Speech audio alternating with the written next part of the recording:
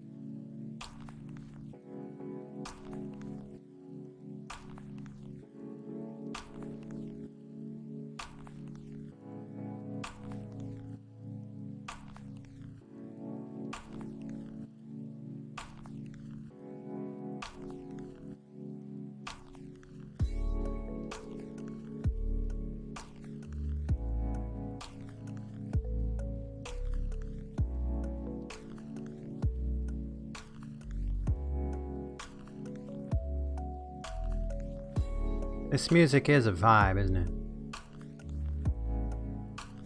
But I did have to adjust the volume earlier. I'm just going to start talking in the starting soon screen before I even get into it. Because I'm here anyway, you know. I've also adjusted the position of my microphone, so hopefully my voice is a little bit clearer. Much closer to my face now. I'll have to try, best as I possibly can, not to yell. I'm going to try to keep my microphone mixer volume out of that red zone. Speaking of, though, I'll posture check once the screen switches over. I'm lazy, alright? I should just have a huge coffee pot, fresh made coffee right beside me. My goal, one of my dreams as a streamer, right, would be to make enough money that I could buy a coffee machine like my dad has, and I can just shout into my house, "Hey Alexa, make me a coffee," or "Hey Google, make me a coffee." And this $2,000 smart coffee machine will make it for me, and it'll sit on my shelving unit somewhere, or something, I don't know.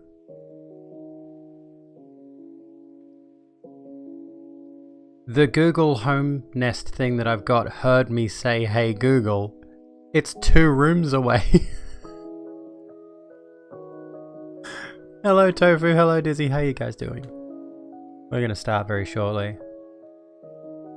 Thought I'd unmute my mic. The fucking Google Home heard me.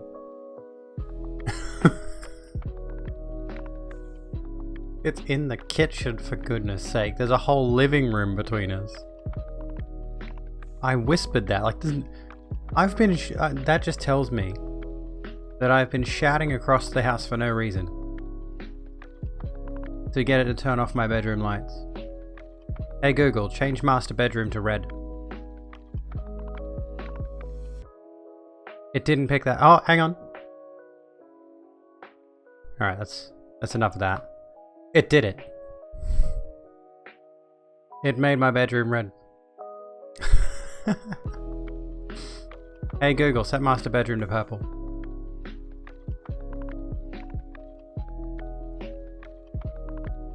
Wait for it. Hang on. I might move it in here actually. How's it hanging, Gingerbeard Man? Hey Google, set master bedroom to blue. Ah, there we go. Alright, put it back on streamer mode now. I can't tell it to put it on streamer mode. It doesn't know how to interface with the different themes that I've laid out. How do I change it? Here we go. This one, for example, where all the lights are different colors. Anyone curious? Welcome in everybody. Welcome back to the Rogue Room. My name is Abigail. And we are chilling to this music. We're chatting. We're going to be chatting about stuff. Some heavy stuff, more than likely. Like the lasers that I got shot into my face. Oh, is that a good title for a stream? Can I set a title for my stream that's like, I got lasers shot in my face? I considered that, but I thought, World is a Fuck is a better title. My goal is to make enough money, it is. I mean, realistically, if you can make money from something, you should try to make as much money as you can from that thing. But money is stupid. Also, Azera, let me get you that posture check. Let's straighten our back up. Actually, that's a thing that I want to talk about. Thing that I'm interested in doing is getting a... First and foremost, I want to get a... I don't know why my bitrate is so weird tonight. But one of the big things I want to get with regards to posture is a standing desk. And before I do that, apparently I've been looking at these things. And a standing desk is something you sit on a normal desk. I thought a standing desk was its own separate piece of furniture. But all the ones that I have spotted so far have been actual apparati, a thing you sit on top of an existing desk. And I'd personally just like a desk that is at, you know, reasonable height that I can type on and stand up at. And I would like to stream from a standing desk instead of sitting, because I think I told you on Monday I did squats. I did really deep squats. And when you do really deep squats, what happens is they hurt for fucking days after the fact. And sitting down and standing up is agony. I'd much prefer to be standing the entire time. Yeah, the desk thing is disappointing. Like, I thought I could just buy a tall desk. A previous work that put motors on the desk that could raise or lower. That'd be good. That'd be really good. I mean, from all I have seen, like, I'll see if I can bring them up. Also, you might notice my, my face is, not as made up as it usually is. I have only got eyeliner and lip gloss on tonight.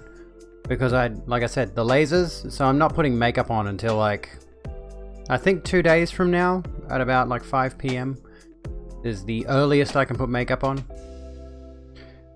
So this is what I have found, right? Let me just make sure this doesn't have my location anywhere on it, because these sites tend to put up your location.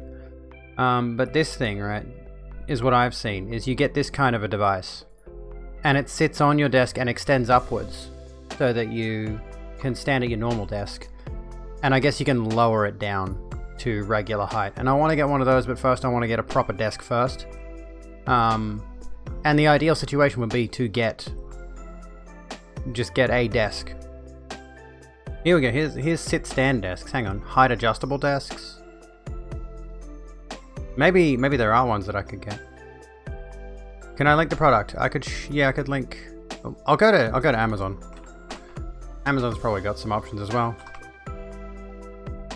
Hello Zinky, how you doing? This is the same thing here.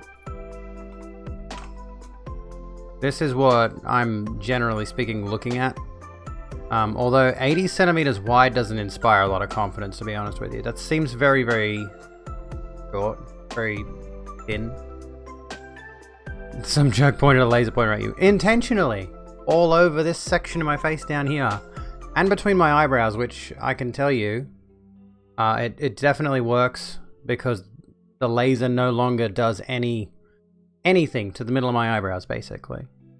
The middle of my eyebrows doesn't get hair anymore. I used to have this atrocious monobrow, so I can at least verify the laser hair removal does do something, because that section I've never had to, like, pluck or shave or anything in months in that particular spot, so it does work.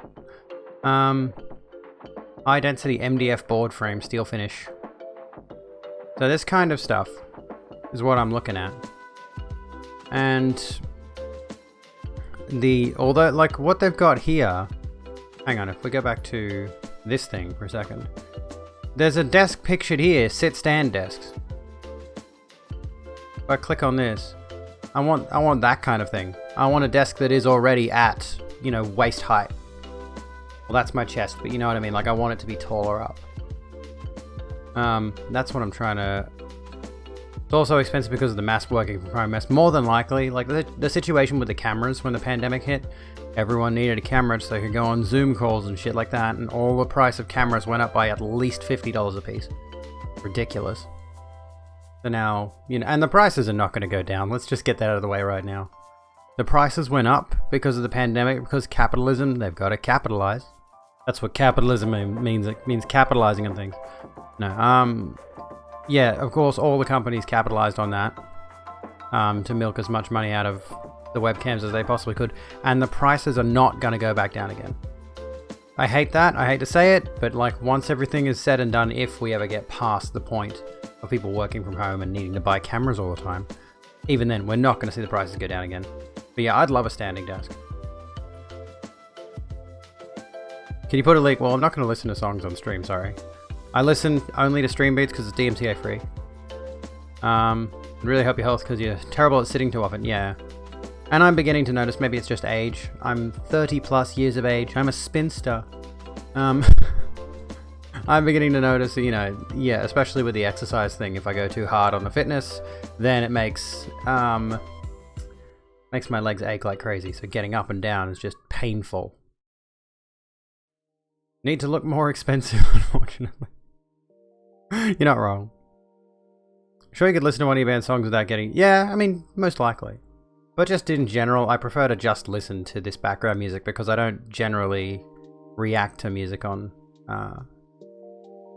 streams and stuff, or react to any of that. Well, I do react sometimes. We haven't done a react stream in a while. I'm not going to react to ContraPoint's new video, but I am going to watch it later. It's called J.K. Rowling. I can't fucking wait. I've been telling myself all day I had the time today to watch it, but instead I fucked around trying to write my own next video. But if we look at like some of these other desks, right? I look like I'm in my 20s. Well, I appreciate that, thank you. Look, some of these, they're really wide too. 1500 millimeters is actually around the width that I want for a desk. But yeah, $700. How height adjustable is it? To 1230 height. Okay. So it starts at 750 to 1230. Alright, let's measure that. Let's get the cat's attention for a sec. Because you know he's gonna jump at the chance for this shit.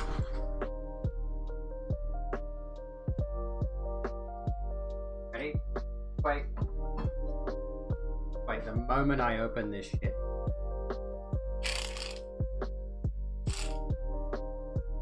Here it comes. So, this is how tall that desk would be at its height. So I'd have my hands about here, or I could go a little bit lower for keyboard. And my current desk is about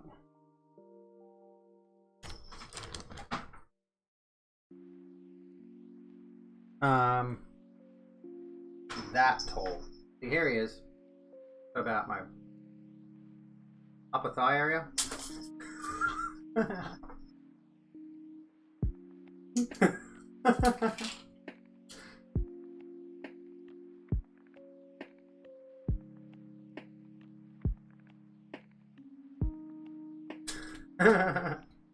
Let go, you're gonna tear your neck.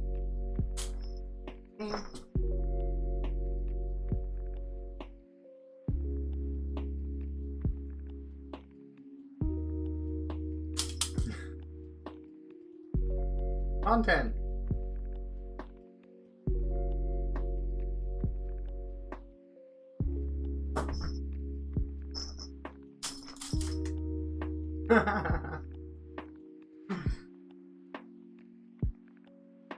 He doesn't ever get. This is the one toy that he likes, I think.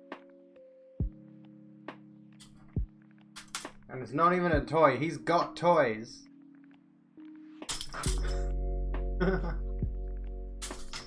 This is the only thing he likes. I don't know why. I don't know where the obsession with it came from.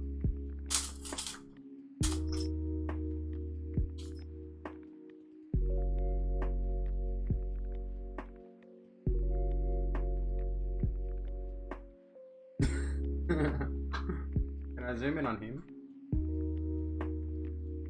Oh, not really.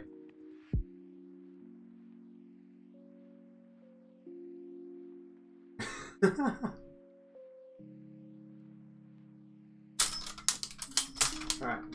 Okay. You gotta let go because this is aluminium and you're going to tear your teeth and your mouth open. Come on. Let go. No. Okay. Enough of that. I don't know what it is. I don't know what the obsession with the... Hey. I don't know what it is with the tape measure. By the way, did I say hello, Dallas? I meant to say hello, Dallas. How you doing?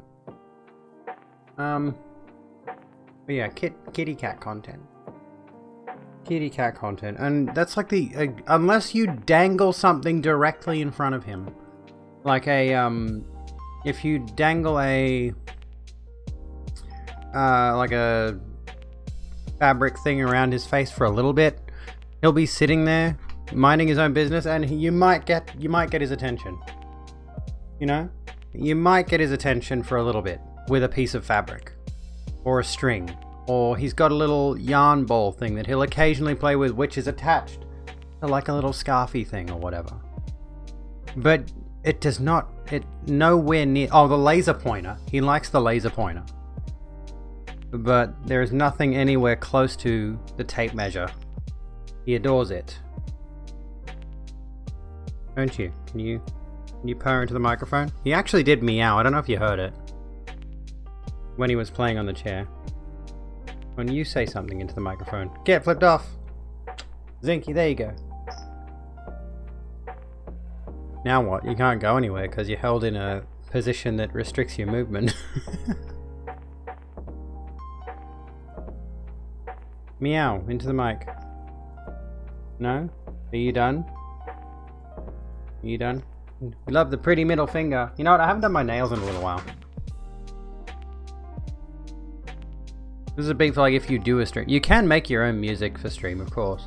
I think I used to have a before I started using these, I used to have a loop that I would play that I mixed myself.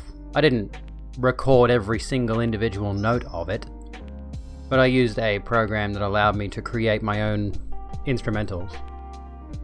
And then had that playing over my intro screen, which, you know, 10 minutes of hearing the same, say, 30 seconds of a loop or whatever would get pretty tiresome, quite honestly. Well, anyway, if a standing desk is anywhere in my future, it's $700. Goodness gracious me. And that symbol right there, that Afterpay, is a dangerous, dangerous game. Do not get involved in shit like Afterpay. Which is just a payment plan, basically. So how's everyone's day been? What have you been up to today? What's been going on? I have admittedly not done very much, aside from the lasers in the face. We were fucking over JK and the dickhead who filmed and questioned people on college campuses. You know, that bigot with the blonde hair. You'd have to remind me who that is. Sorry, we got so distracted from the actual content there for a bit because the cat is far more important than anything else on the stream. Far more important. I could just literally, I mean, I'd probably get sick of it, but you just do 3 hours of cat stream. Markiplier's 3 scary games playlist. What are his 3 scary games? Amnesia? I imagine Amnesia is one of them. Right. I haven't... When was the last... Oh yeah, you know what? We were playing scary games before. Start of the year. Dead Space. What are some other ones I should give a go at some point? When was the last time I played a new scary game? I think Outlast was the newest one I played, and even that came out in what, 2012? When did that come out? Outlast. I really want to play Visage at some point. When did you release Outlast? Oh, he'll play/try 3 random small games and demos. I see. That sounds pretty cool. Have any of you heard of... when the hell did this come out? I can't find... Oh, here we go. 4th of September 2013. So that's the most recent horror game I played. We do need to set up a day to get them done. That's a good idea, Dallas. That's an awesome idea. Some of them good and some of them are so bad it's funny. You know, one thing I wanted to try at some point is... You know, I hate how difficult it is to find your own wish list on Steam. You've got to like go to your own profile and then find the wish list option in there, I think. Which is not exactly made blatantly obvious. Hello Gravity Faller, how you doing? I do want to give Until Dawn a go. My sister actually bought that. My cat just fell off a set of drawers, by the way, because he's a moron. You're doing well. I'm glad to hear it. I'm glad to hear it. Yeah, my sister bought Until Dawn. I haven't heard her official thoughts on it, but I think she liked it. I get the suspicion in the same vein she'd like the Dark Pictures games. We rated Lori Pops the other night, and she was playing Little Hope. The Dark Pictures Little Hope. And yeah, get the suspicion my sister might enjoy that one because it's the same kind of game, I think. I don't know how I would go with those kinds of games though, because while, you know, the story-driven atmosphere of them is cool, I get a bit irritated by choice-driven games because they never go as far as they could. But again, I haven't played those ones, so I can't really speak to that. Let me have a look here really quickly through my wish list. Visage is in there. That one's still $50 fucking dollars. There was a series of mini games on, here we go, Dread X Collection. Have you guys seen these ones? This one's rather interesting as a concept. $10 10 Tales of Terror from 10 Twisted Minds, made in only 7 sleepless nights. The DreadX collection is a series of small games created by some of the most talented indie devs around, all with the same mission: create the PT for the horror project of their dreams. So, the idea is, there's 3 sets of these. They make these horror games in 7 days. There's 10 devs. I think as the series goes on, there's more devs and more games and stuff like that. And I like the idea of it. I really like the idea of it, and I'd love to give it a go. I think I've seen Justin Wang playing it. Yeah. This one, clearly a dating sim. I'm a series of small games. I wish. To be a series of small games in a collection on Steam. As far as I know, they're not very fleshed out, but I mean, you get what you pay for, you know. And they're not very expensive. I might buy one soon. I think the first one is actually, only $10. Hello, Kaz, how you doing? What's going on? So yeah, at some point I might give this a look. I haven't done a game stream since I came back on the 10th. So more than 2 weeks ago. And I'm not sure when I'm going to do game streams again. But I was watching some Stardew earlier. Watching Jambo playing some Stardew. And I kind of get mildly inspired to play Stardew again every now and again. I really should. You know, video games are good for chilling out and taking your mind off the world. And I get the suspicion that I make matters worse for myself by focusing so heavily on shit that's happening in the real world instead of chilling out to video games. Hello Midnight, how's it going? The OG Slenderman just for kicks. I get so annoyed, you know, this is what irritates me about stuff like Slenderman and then Siren Head, and there's probably other examples that I can't think of at the moment, but when there's a horror creature that goes viral online and there's no copyright attached to it, people just go crazy with this idea and create all of the dumbest shit they possibly can. SCP as well, there's a ton of SCP games, I believe, at least a few. A lot of fan games, and I mean, that's fine, it's just effectively fan fiction, but I feel like it, personally, to me personally, I get the feeling it waters down the subject material. This would be funny content, the frustration. That's the thing too, is like a lot of these games are not very fleshed out. I can't believe, what was it they, Slenderman, right? Let's have a look at this. Don't look at my face, I'm all gross, I haven't got makeup on. Let me have a look here. Slender the Arrival. Eponymous 2018 film. Yeah, they made a movie about this in 2018. As far as I know, wasn't very good. Critical response holds. Oh my fucking god! Holds an approval rating of 8% based on 79 reviews and an average rating of 3.16 out of 10. The website's critical consensus reads, Slenderman might be thin, but he's positively robust compared to the flimsy assortment of scares generated by the would-be chiller that bears his name. Oh my god. I'll have to give it a watch just for the lulz. I reckon it'd honestly be bad. Like, it'd be atrociously bad. I want to remind you that you are loved, you're important, you're amazing. Don't let anyone tell you otherwise. Cotton Candy, you are a lovely person. Thank you so kindly. Thank you so kindly. I hope you feel that too. Honestly, I hope you feel that too. I hope everyone feels that, you know. Bye bye friend, I was wondering Wednesday which, when you go to a bunch of streams and spread positivity in honor of your grandpa who passed away, his favorite thing was to tell me, was that, and his favorite day was Wednesday. That sounds absolutely lovely. Have a jolly good time of it. Hello human, how you doing? How's it hanging? Today, actually, that sort of ties into today's primary subject. We're not going to go too heavy on this. I don't have any notes or anything. I've been focusing far too much on my script writing today to take notes for today's stream. I very easily could have looked up some articles or something that we could discuss about mental health.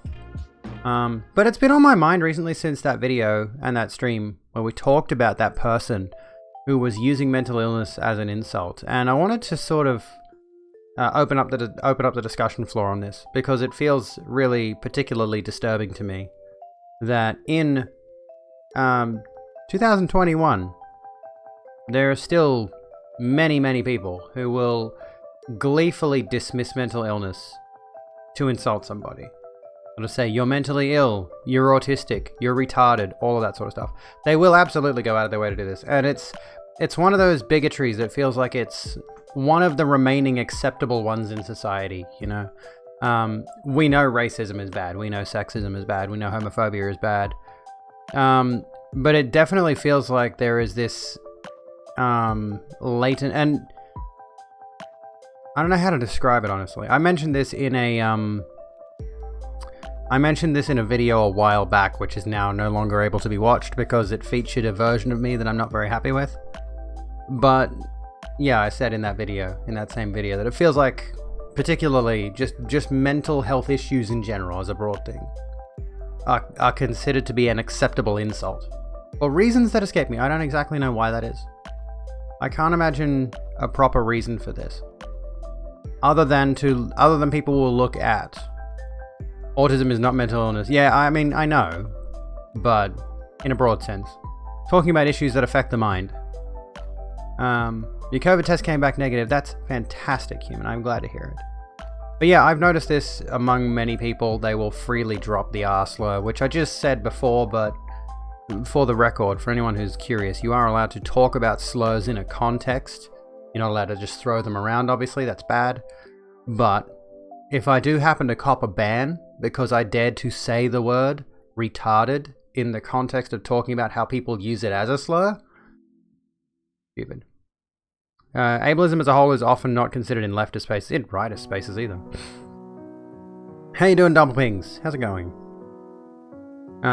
Yeah, there are people in every political space in general, honestly, who, quite frankly, one of the most interesting things I've heard was Tucker Carlson say, and yeah, I know, Tucker Carlson, he's not a good person, but one of the most interesting things I noticed was him, this guy, saying that one of the most interesting things about the world is there's the whole diversity of different people in it, but then in the same sentence, he's more than likely going to talk about certain groups of people that he doesn't like.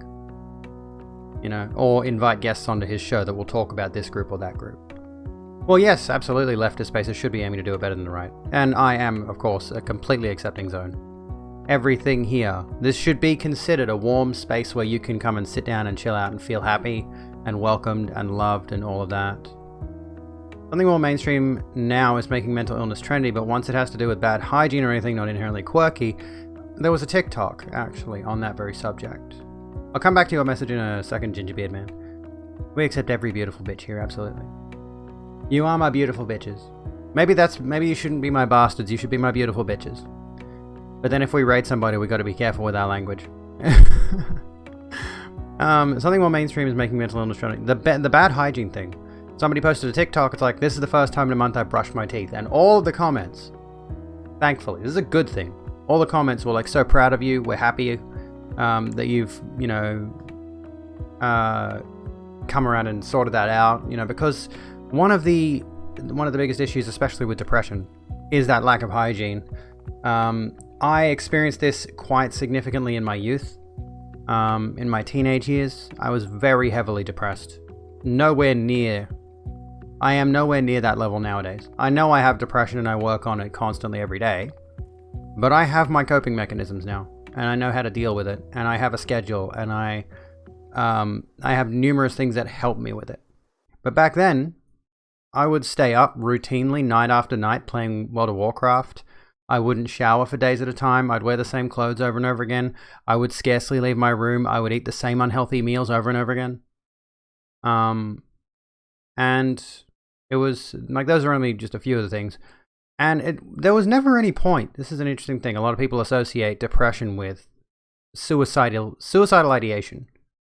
And strangely enough, despite feeling completely flat and dead to the world and not interested in doing anything, there was never a point at which I felt suicidal.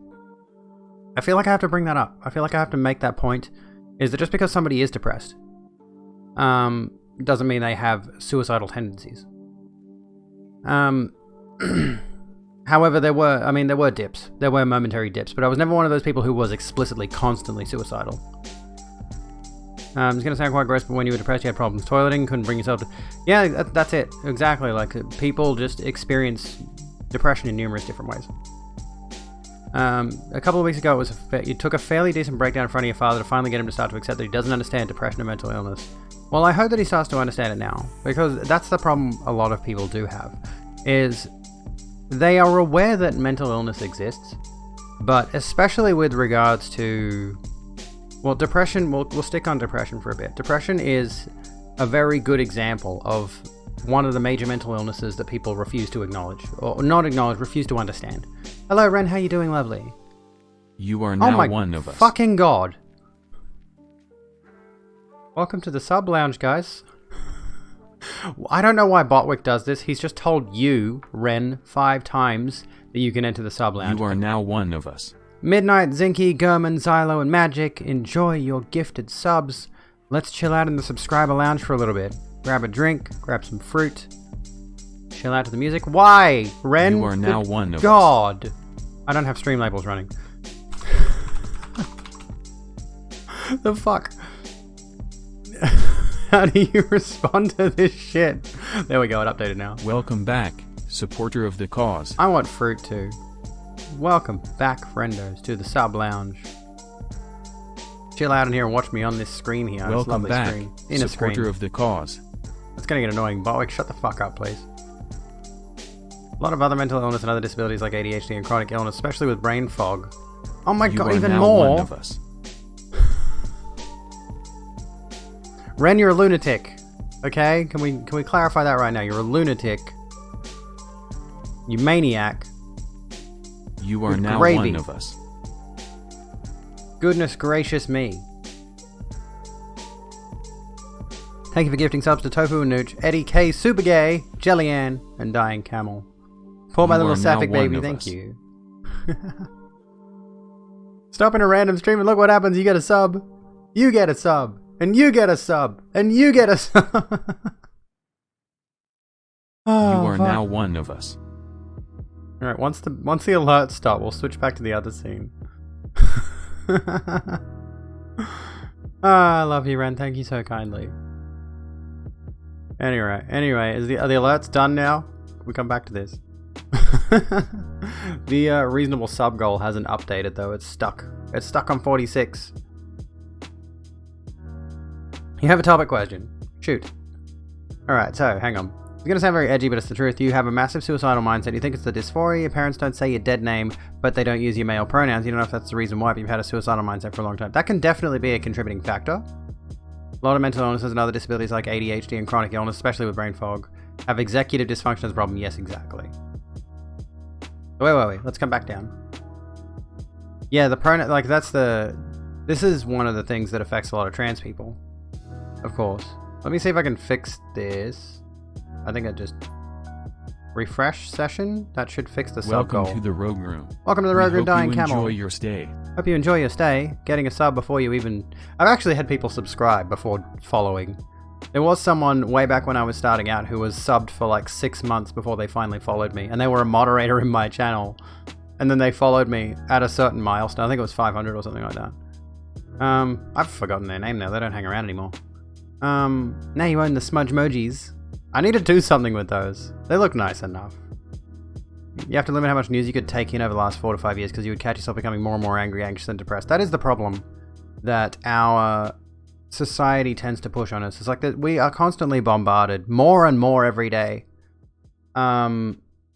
with just the worst possible news. We're always hearing about how things are getting worse, and that has a tremendous negative psychological impact. And I was talking about this on Twitter earlier, that I believe depression is institutional on a certain level, and I'll try to explain what I mean. Is we particularly associate our worth in the world with our place in the world. You know, our personal worth, how we value ourselves, our self-image, is intrinsically based on what our role is in society. And thus, we see, like, depression is so fucking common. Welcome to the Rogue Room. We hope you enjoy your Vicky stay. Vapor Rub. Welcome to the Rogue Room. I'm so annoyed that my bot doesn't show the message in chat earlier than the alert pops up. Hi Queen, how you doing? Because I can barely read that font. Been given 3 subs recently, nice. I'll come back around to messages in a moment because I want to get this thought out of my head before I forget it. And I think one of the major things that we value ourselves on, of course, is our job. Now, unfortunately, my place in the world is that I don't really have a proper job. I do food delivery as a gig job, and I'm strongly considering dropping it because I'm driving my car around for almost 4 hours a day, several days a week. It's taking a significant toll on my car, and I'm not making enough money to justify getting repairs done to it, you know? So, and I feel like my place in the world, as a result of that, at least attributed to that specific thing, is I feel effectively invisible, meaningless, in the scheme of how people value me based on... Because think of how often the conversational topic comes up. Hello, Jacinta, how you doing, lovely? Think how often you meet somebody and the conversational topic comes up of, what do you do for a living? You know, you meet someone new and they say, so what do you do? And I've had that conversation numerous times, both employed and unemployed, and it's always an uncomfortable thing to answer because I've always felt specifically inadequate in that space, in the employment side of things. I've always felt, you know, when I was working at the supermarket and my job was as low tier could get. I was fetching trolleys and I was cleaning the floors. It wasn't exactly glamorous, you know, and I was never at all proud of it.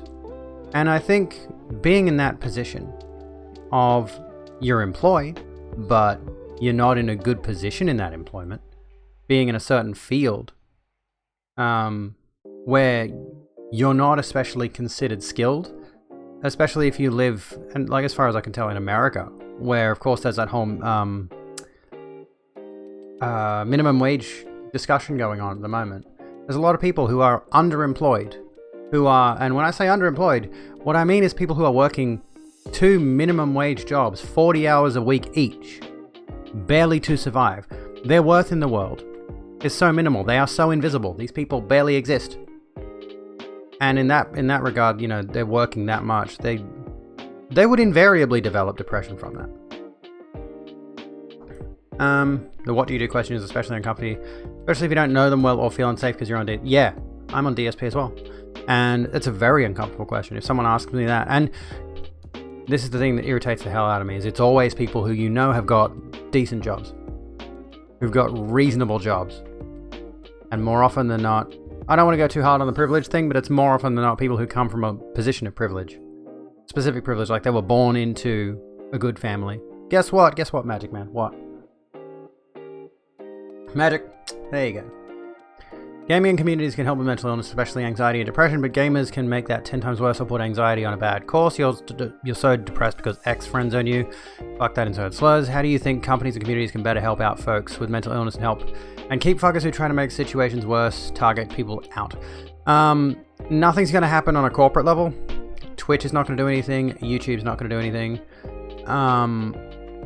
And gaming companies are not going to do anything. You can report individual harassers, of course, but they're not going to do anything whatsoever to get those people out of their communities, because those communities of toxic people are giving those companies money. As communities, of course, we can band together and fight back against that kind of bullshit. But yeah, no one cares until money becomes involved. And if it turns out, like let's just say a game puts their foot down. No. Actually, you know what? Let's just say the community of a game. We've hit our reasonable sub goal, so you can now proceed to supersede that if you want. Thank you so much, Ren, by the way. You've blessed me, bloody legend.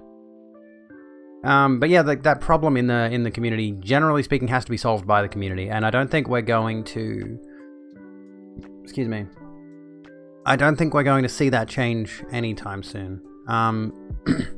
This is why, like, I'm a proponent of free speech, like actual, the idea of free speech, of course, being everyone should be allowed to say whatever they want.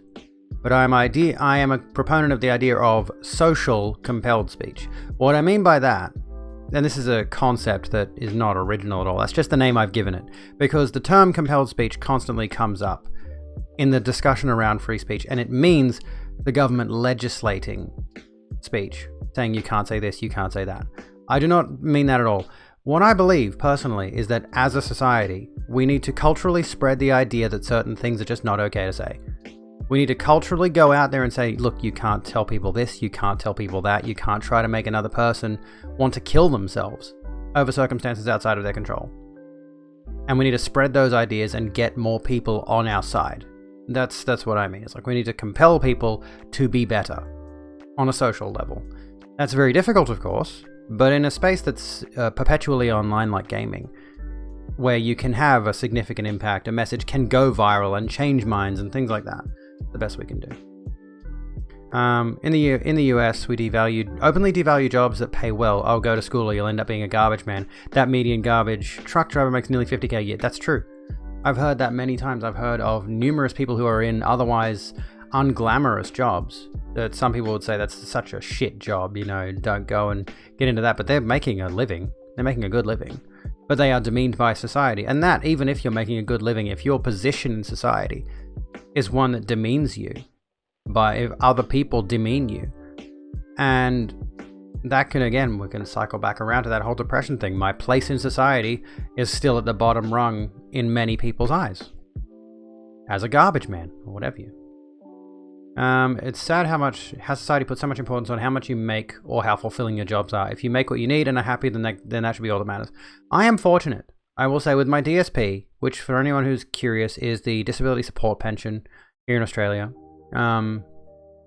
With that, I make enough to cover my essentials, my necessities, my bills, and then any extra money I make on top of that can sometimes I try to save a bit, but other times the issue, of course, is that I fall behind on bills or whatever.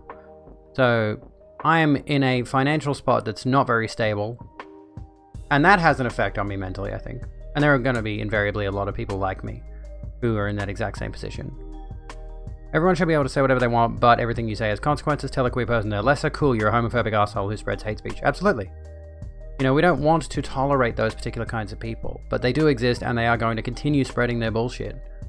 There's little you can do to stop them from being that kind of person. Aside from effectively shame them. And this is what the issue is with major tech corporations banning Nazis on their platform or whatever. It's like, yeah, you've taken away their platform, but they're not learning anything from losing that. You're not learning. They're not blah blah blah blah blah.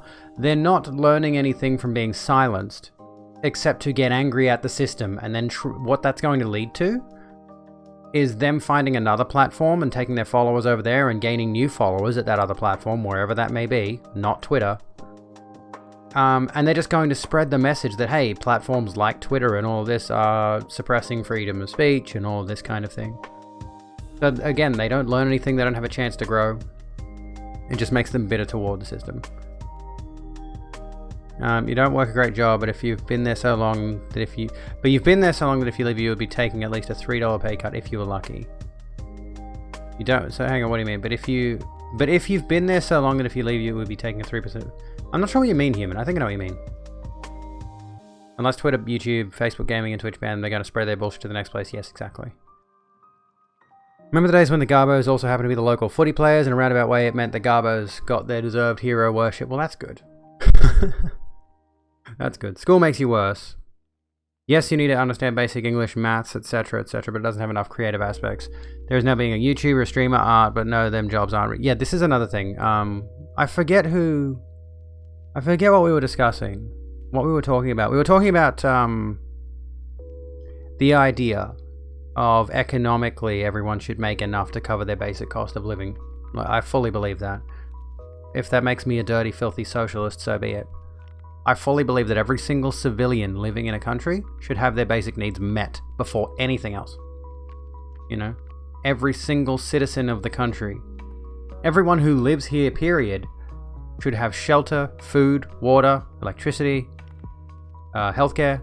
All those things should be covered first and foremost, priority number one, right? And I think I mentioned that if people want to, they should be allowed to not have to contribute to the system in terms of labor. They should be allowed to pursue their dreams if they are able to.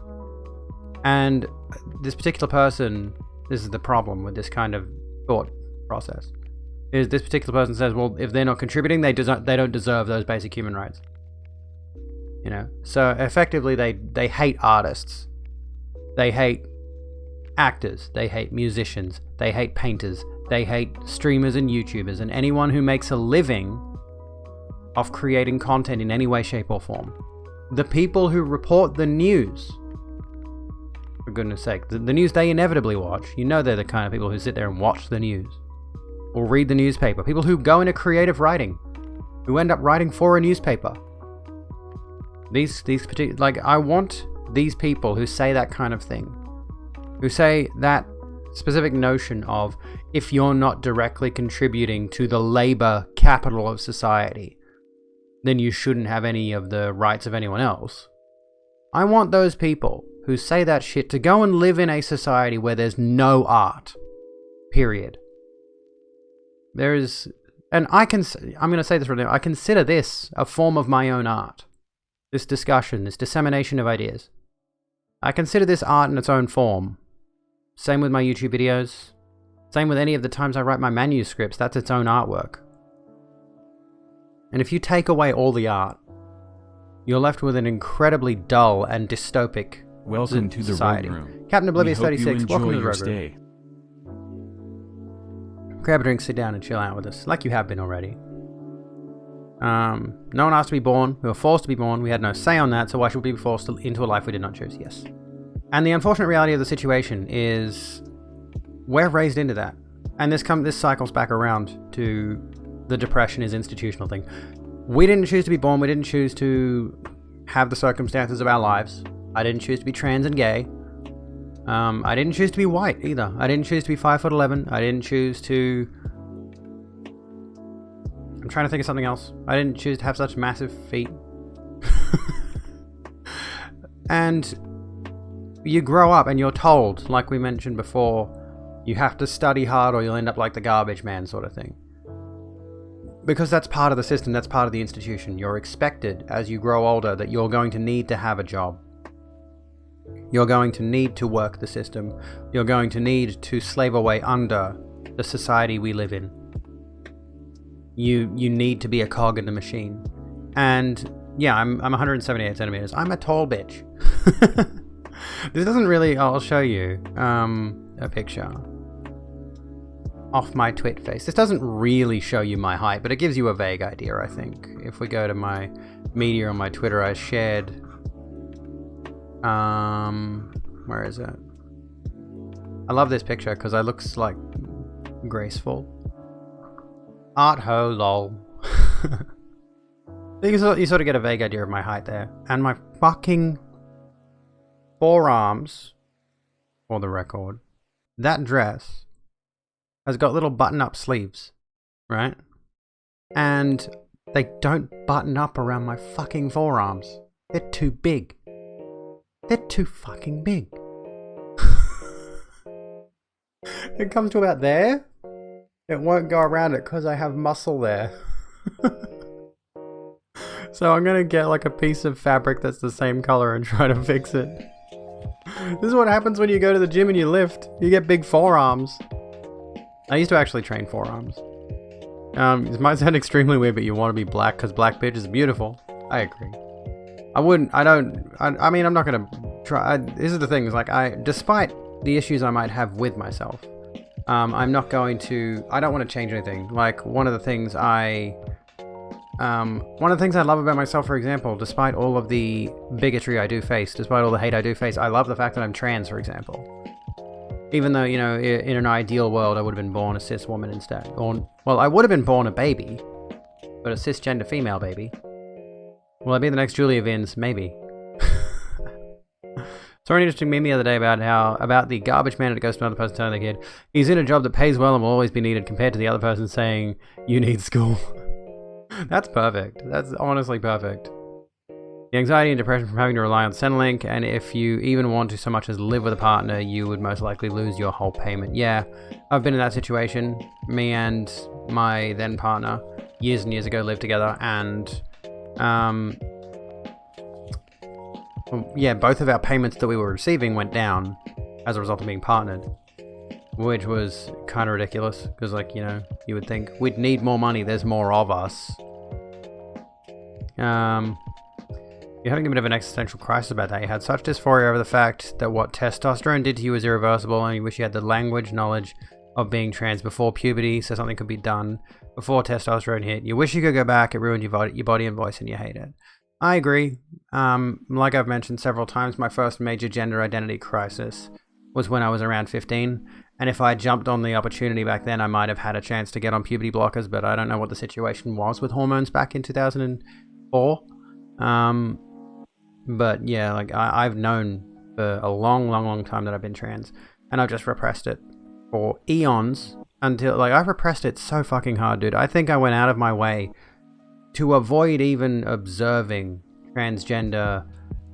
This is the thing that broke my, like, I hate to use the phrase, cracked my egg sort of thing. Oh, Ren, thank you so much for the hydration. I just realized my little fairy lights aren't on in the background. Hold up a sec. Hold up a moment.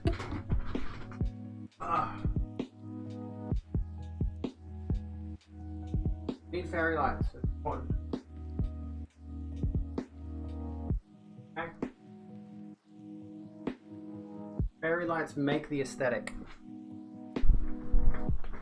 Even though you can barely see them, they're mostly in the mirror, but... You want a timeline where you're just born a full-grown woman? Yes, please. You just pop out and you're fully grown and you're ready to go to work. Abba-snail. Yay, fairy lights. The Tra Reddit. I know of it. I know of that place. Hang on. Where were we? Yes, I feel that about the testosterone, and I'm glad that I'm, you know, slowly working on becoming more in tune with myself. With the hormones and all that. Very, very tricky. Does the hug command? How does that work? Because I've got Streamlabs chatbot. So probably not, honestly, but... if it's something I can add, we can try that. I don't know how you would do it. Oh, actually... Here's an idea. Abigail. I don't want to try kale. There was something I had for a while. I might have deleted the command though. Yeah, I think it's gone. There was a command that I had in chatbot that allowed you to give someone channel currency. And I believe it featured a thing where you could enter that command and it would say the target's name or whatever. So I could probably use that to create a hug command, but right now I can't be bothered looking up exactly what the code is for it. I'll figure it out. We'll add a hug command. It'll be cute. You gotta go, Zinky Radio. Have a good one. Thank you so kindly for being here and talking with us. Your earphones die again. Oh no. Rip. You know what? I'm gonna say it right now. These have been really good. I don't know where I got these ones from, but these have lasted a while. See you later, Zinky. Have a good one. Abby Jail. What is it, Ren? And we'll come back around to... Well, what else can we talk about? 200 maps for your D&D babies. Oh, nice. Nice. That's what you like to hear. So yeah, world is a fuck. World is a fuck. It's not a good place, what we live in, this planet, what we're on. Talk about music. I don't know enough about music. I am not enough of an aficionado of music to be able to successfully talk about it.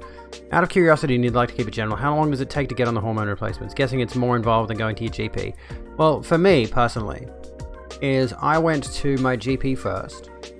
They gave me a referral to a psychologist. After the first psychologist appointment, I went back to the GP and said I've spoken to them. And then they referred me to an endocrinologist. My GP referred me to an endocrinologist.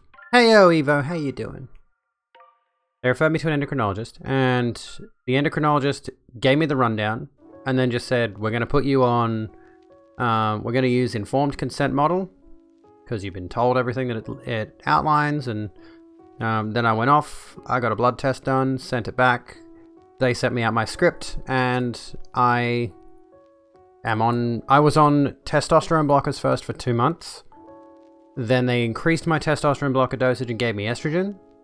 And then I was on that dosage for 2 months, and then recently, as of like the past week or two, I think, actually as of the 22nd,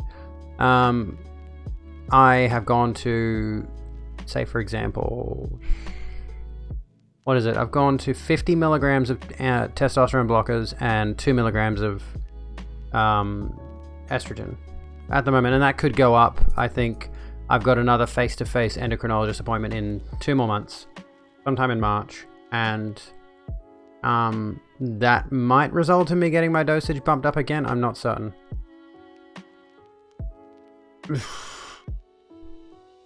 You are a music whore. I went to call you Jessica then. I'm sorry, I almost called you Jessica Jacinta. I know her, Jessica, and I hope she doesn't stop by my streams because she'll inevitably try to sell me something. I hate this. This is what irritates me to no end. And this is not related to anything. We'll come back to your question in a moment, Ren. I do want to touch on that. But this is what irritates me to no end. Is this friend of mine, this Jessica that I know, has been absorbed by scams. Been absorbed by scams. Pyramid schemes. Shoddy products. Things that are based outside the MLM stuff. She's tried to get me into all this so many times over the years. She's tried to get Jeffrey into it. My sister into it. And it's like, it's really, really scummy kind of shit. Because, you know, this is someone I grew up with. And I will continue to express my discontent with this. You know, trying to sell me a water supplement that's better than regular water. Like, I didn't ask. Trying to sell me a machine. Inevitably. Shut up. It's like, I'll drink water that's got lemon in it, but trying to sell you a machine that makes the water better somehow. It's like, bitch, it's water. How are you going to make the water better? You're not. And then they got into Forex trading as well. Foreign exchange trading, which is a whole other bag of worms. Not a bag of worms. Can of worms. Forex trading is a huge scam as well. World is a fuck. It really is. The major focus for tonight is mental health, but world is a fuck. Like, that's as good as you can get. I have tried diet water. Got a bit of a weird taste when there's no sugar in it.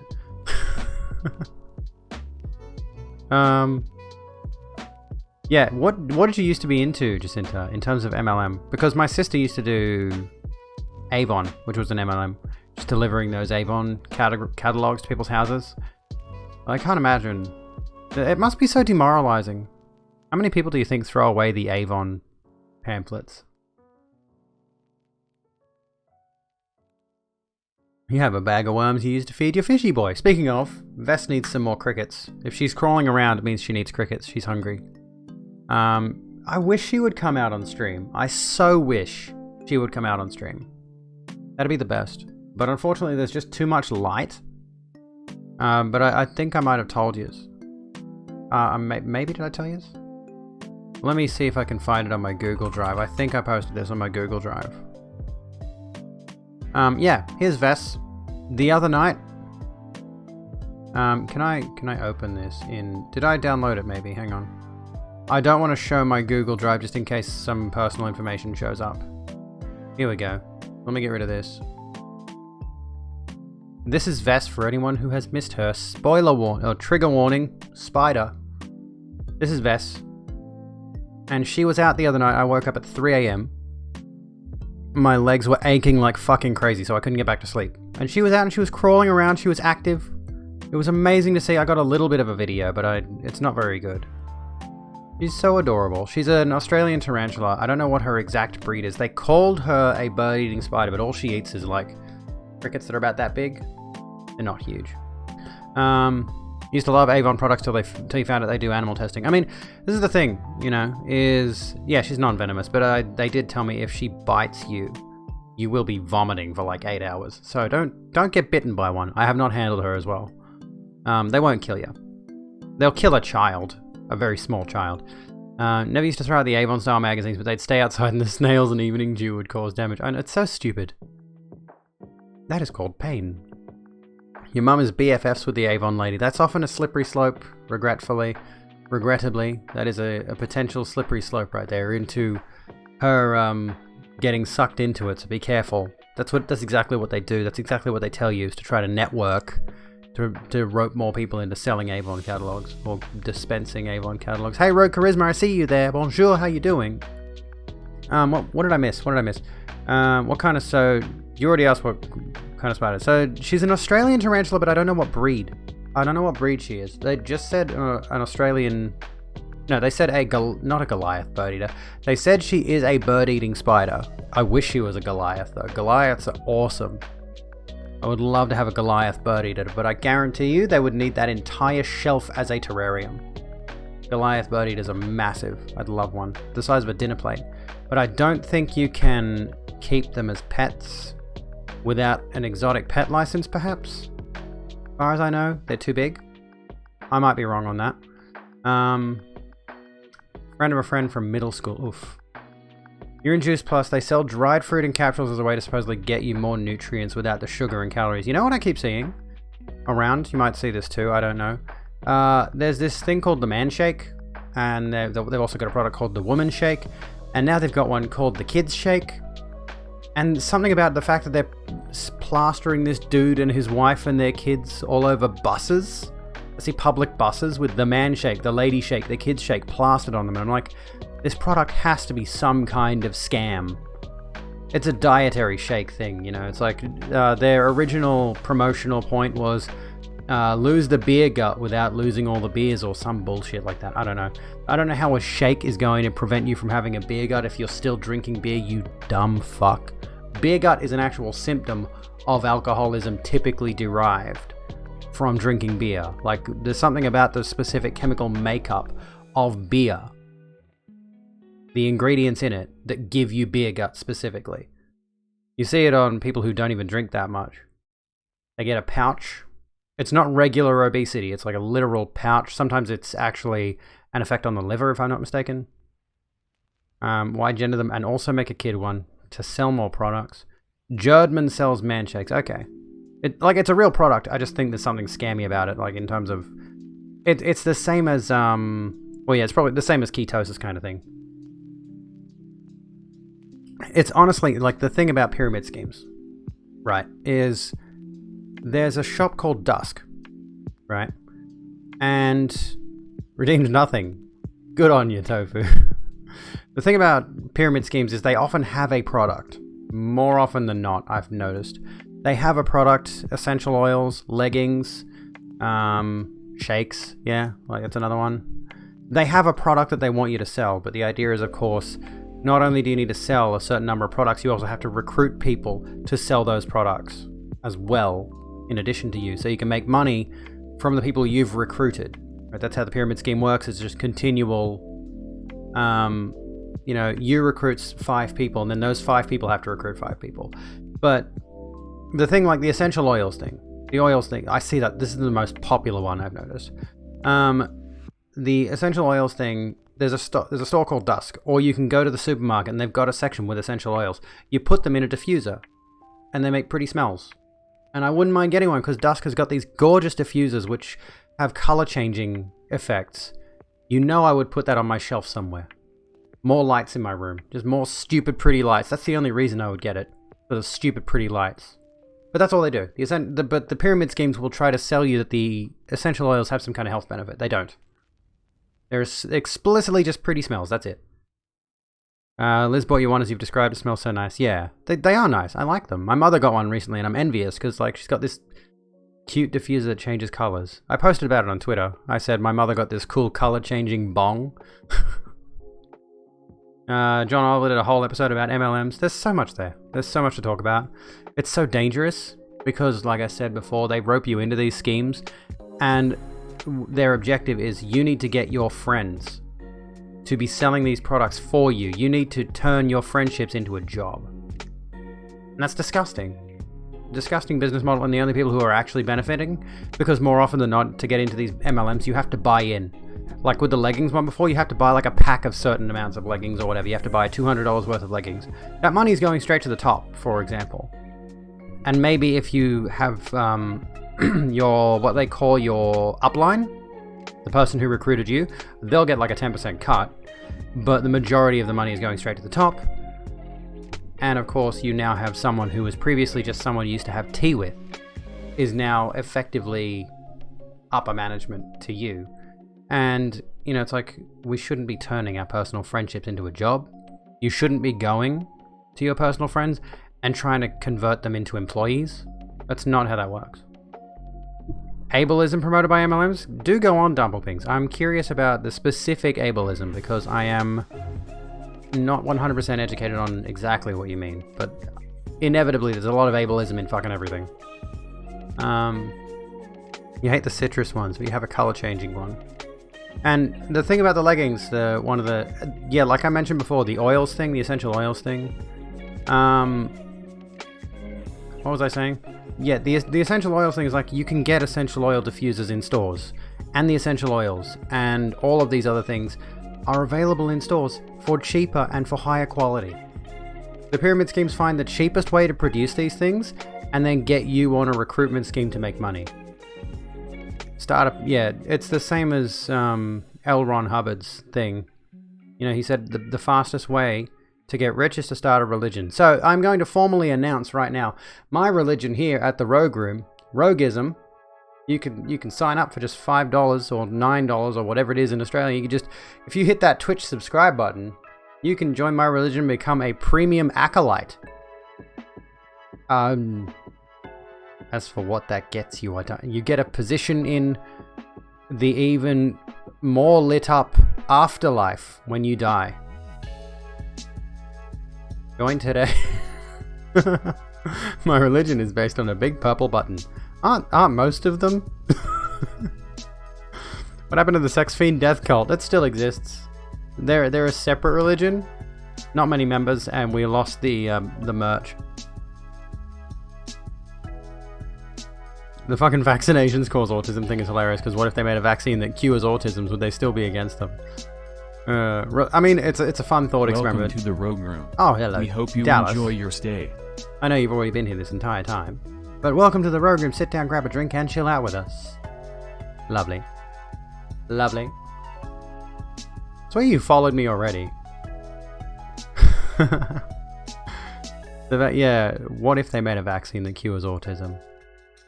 What if they did? I mean, it would probably be at the very... And the thing is, that does eke into eugenics. We'll be honest with ourselves here. But you would imagine if there was a vaccine that cures autism, or whatever that means, it would probably be given to a mother who is pregnant. And it would cure whatever symptoms of autism might develop. Hypothetically, yes, hypothetically.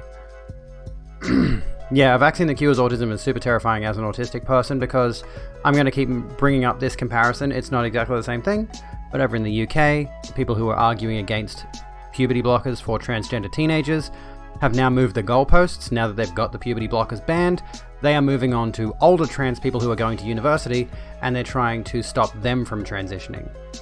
And that's the same kind of thing that happens. Like, the moment you start developing any kind of treatment for autism, it's a slippery slope to wiping out autistic people. Not just, oh, you can stop your kid from being severely autistic. It's going to evolve into, there's still autistic people, let's round them up and put them in gas chambers. It's a very, very, very slippery slope. Anyway, all the oils cure everything and supplements cure everything and making shit up, convincing people that they can cure stuff to desperate people, and then we'll troll disability FB groups or public comments from disabled people to try to sell to you. Oh. Fuck. Okay, that's pretty heavy. Promoting the idea that autism is curable or something that should be cured. Yeah, Jesus. Yeah, no more genocides. Can we stop with the genocides? We've had enough of those. Quite frankly, I think a few genocides a century is more than enough. We can stop with them now. We've seen that you can do it. Congratulations. We know you can commit genocides, but please stop. That's enough of those. So let me scroll back a sec. It's not a pyramid scheme. It's a Rimadib. It's not how vaccines work. No, vaccines typically vaccines block viruses and things like that. They stop illnesses, and autism is no illness. Cure autism is terrifying. You can see the conversation of, you're autistic, why didn't you get that treated? That's what they say to me all the time. Beauty girl, thank you very kindly. How you doing? Well. That's what I see all the time when people will be trolling me about being trans. They'll say that I need therapy, right? They say I need therapy as a trans person. What they mean, they haven't finished their sentiment. They mean conversion therapy. We'll come back around to that. Good night, Ren. Have a good one. Have a good rest. In the UK, they stopped trans teens from getting puberty blockers. Yes, indeed, because one person brought it to court. The story is Kira Bell got treated at a certain teen trans clinic. They prescribed her puberty blockers because she wanted to transition to a man. She went from the puberty blockers to the hormone therapy to the surgeries to all of that. She went through the full transition. Okay, let's get this out of the way right now. She, of her own volition, went through the whole process of transitioning to a man and detransitioned. She did that by herself. She made that active decision by herself. And then at the end of it all, changed her mind, wanted to go back. The hormones have had irreversible effects. I've had my tits lopped off. I've had genital surgery. And she's attacking the clinic that gave her puberty blockers in the first place, which led to legal proceedings that led to them shutting down the distribution of puberty blockers in the UK. Thereby, transgender teenagers from the ages of, like, say, 13 up to 16 or what have you, young teenagers who are going to be forced through a puberty that they don't want to go through, now no longer have access to the medical support they need. And that's inevitably going to lead to those transgender teenagers are some of the most vulnerable people to suicide in the first place. Alright.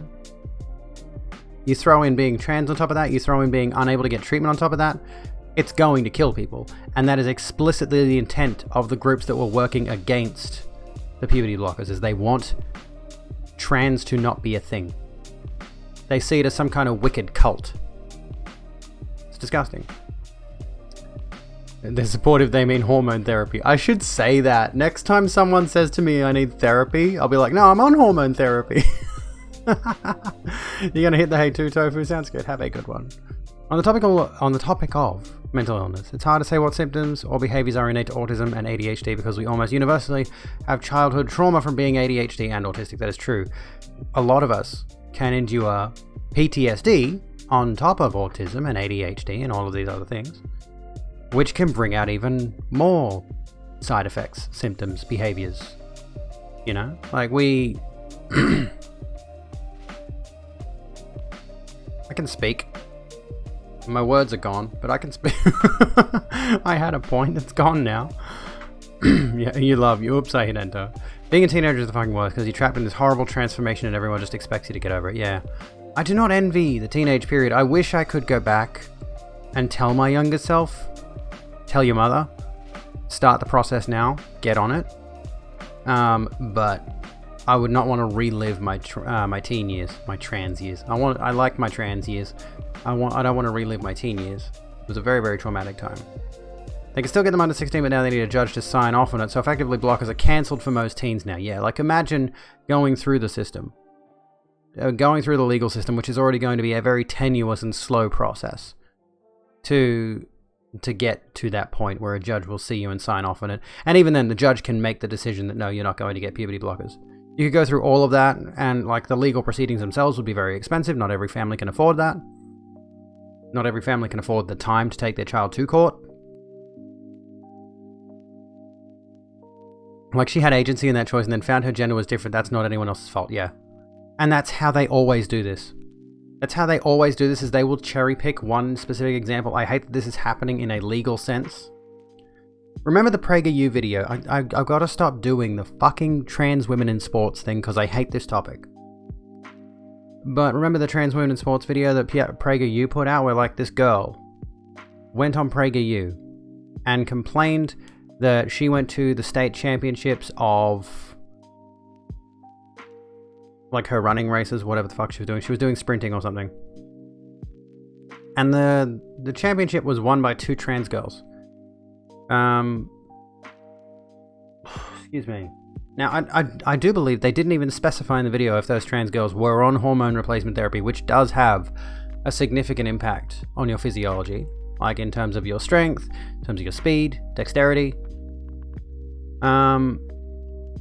But she was cherry-picked. This example was cherry-picked. Here's the part they left out, right? Okay, so she went to the state championships, which was won by 2 trans girls. Okay, fine, whatever. Trans girl athletes won a sporting thing. I don't care. Here's the part they left out of the video. The girl who was in the video hosting it, complaining about the trans girls, came 6th. She was complaining that she didn't win a medal at an event that if it was all cis girls, she wouldn't have won in the first place. She wouldn't have got a medal in the first place. She didn't make the top 3. Okay? And this is what the modern bigot like you said, Tootie. How you apply modern bigotry, you don't outright stop all options because that would be evil, they just make it ridiculously difficult to get there, which ends in the same results. More to say about yourself than most of them who are always trolling people. I think I get what you mean. But yeah. Would you rather be a cis woman or are you particularly proud of being trans specifically? I think I am proud of being trans because I get the opportunity to speak about trans issues and help bring awareness to, like, with any luck, bring awareness of the things that are affecting trans people. I like that I have found a little bit of a community among trans folks, among the queer community in general. Would I rather be cis? That's hard to say, honestly. Like I said before, I would have preferred to have been born cis.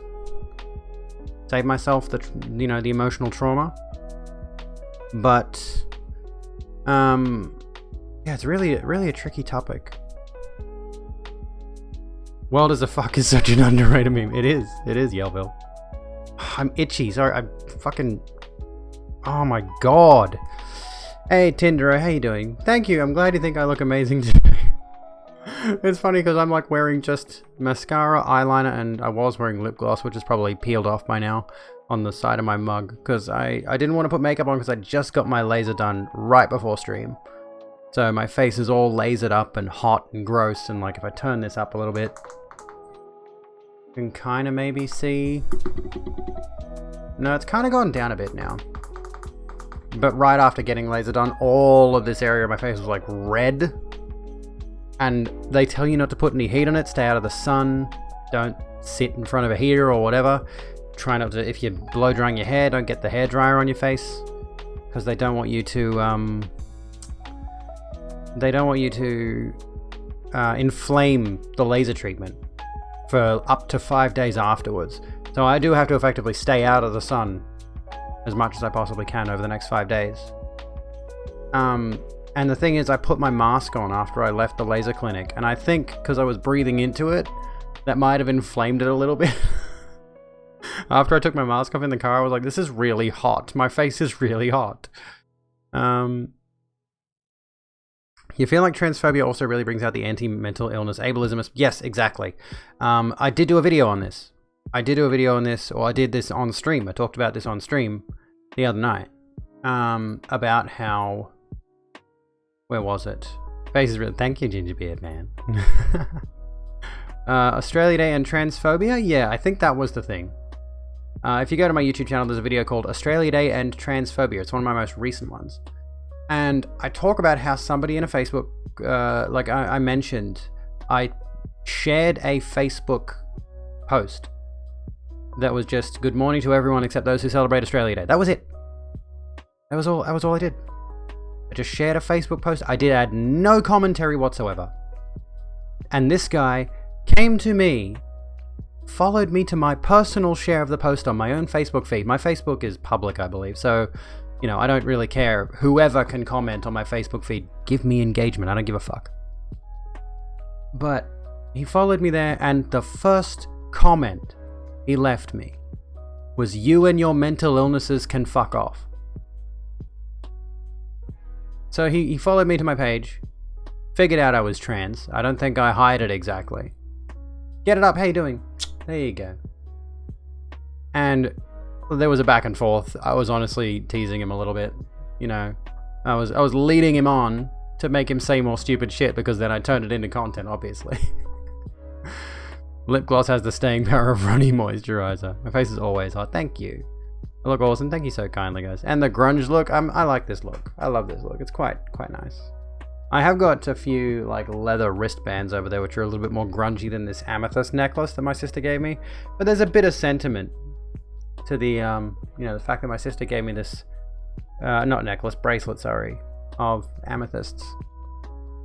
I've got a thing for amethysts. I've got a few of them now. I have no actual attachment to them. They're shiny rocks, okay? Anyone who's got a thing about rocks, I don't give a shit. This is amethyst. It's just a cute purple rock, that's it. More Goth Abbey, please. Actually, this was a 2-set of headbands I bought today. I gave myself a treat for doing the laser. And I went to a shop and I bought 2 headbands, and the other one's black, and I should have worn that one, but fuck it, we're here now. Got crystals, so you definitely need to get some oils. You know what annoys me about the oils thing? In particular, there you go, if you guys missed the YouTube channel, there it is. Go subscribe to my YouTube.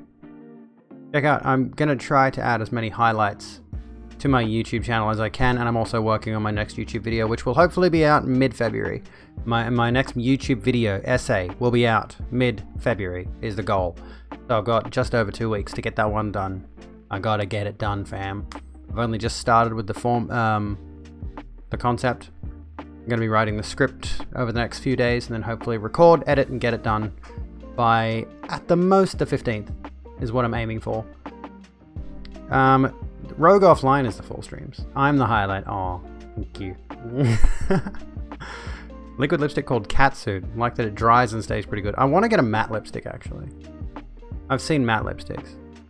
But yeah, you know what annoys me about I've got a black lipstick, by the way. Well, you would know because you watched Cancelled, I imagine. Oh yeah, true. The pop of the white does sort of stand out. I'm also wearing white shorts, but you can't exactly see those. But yeah, Rogue Offline is actually my full stream channel. If you guys miss a full stream, you can catch them there. Provided they're not copyright claimed, which one of them was. I forget why. I believe it was actually, not this channel. So bright. YouTube Studio, please get a dark mode. Fuck. One of my full streams did get a copyright claim. I think I resolved it. Yeah, it's not there anymore. But if you miss out on a stream and it's not here on my channel, and you want to particularly watch one of my old streams for reasons that escape me, quite honestly, you can find those on the Rogue Offline channel. And then the main YouTube channel is primarily stream highlights and then video essays once a month. Is the goal for this year. 1 video essay a month. I'm going to try to stick to that as much as I possibly can. And I want to stream a lot more this year. We'll make that a goal. That's a big mental health thing for me as well, actually. As a goal, is I want to be able to stream, fingers crossed, almost daily this year. It's only like 3 hours a day, so it's not a huge ordeal. But I'm really enjoying this format that we're doing now, where we're sitting here, we're chatting, we're chilling. Got a whole bunch of things going on. Hey Autumn, how you doing, lovely? One really good one is Juvia's Place. I'll give that a look. Yeah, I like the look of matte lipsticks. I feel like I would inevitably fuck up putting them on though.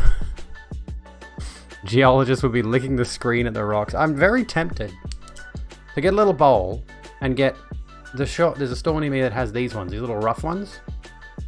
I mean, I like this one because it's smooth. Nice.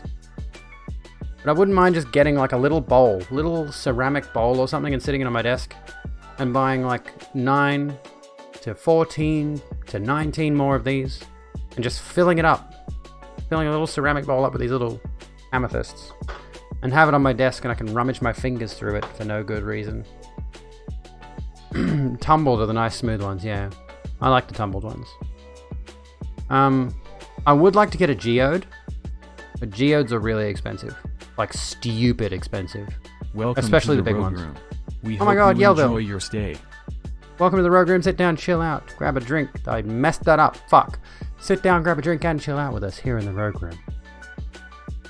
Panic the first time you bought a stain because you didn't realize it wouldn't come off. I want to buy a stain, honestly. I want to try a stain. Soothing click-clacks of crystals. Let me see here. Because I was actually looking at... Let's check out what Etsy has in terms of amethyst geodes, shall we? Because, like... I mean, these aren't actually that expensive. Except for this one. Which is $2,852.87. Not gonna lie, I want one of these fuckers. I would love a gigantic amethyst geode to sit in the corner. Why does it look so grey and washed out on my stream? Am I imagining that? Cheap as chips. It's only the cost of a starter car.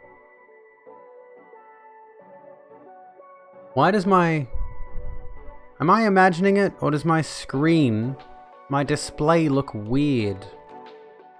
I don't know, it's like some of the colour is washed out of my display there for reasons that escape me. I don't know what's going on with that, I'll have to look into it. I get the suspicion it is this. Here we go, figured it out. It's the filter on my chroma key is not all the way green. So what you're seeing is a mild overlay, a very, very faint green. There we go. That should have fixed it. Alright. That's better. A little bit better. I'm doing technical bullshit. There you have it. Fixed it. Issue resolved. Oh look, they even give you an artist's impression of... Well, not an artist's impression. They give you a bit of a size comparison. Look. Pen for scale. Hand for scale. That doesn't help us. We don't know how big your hand is. But I'm like looking at... like I wouldn't mind one of these. One of these little ones. $4. I just love amethysts. $100? Why does that look weird? That's an odd one. Well, yeah, exactly. Banana for scale. Why are we not getting banana for scale? Ooh, okay.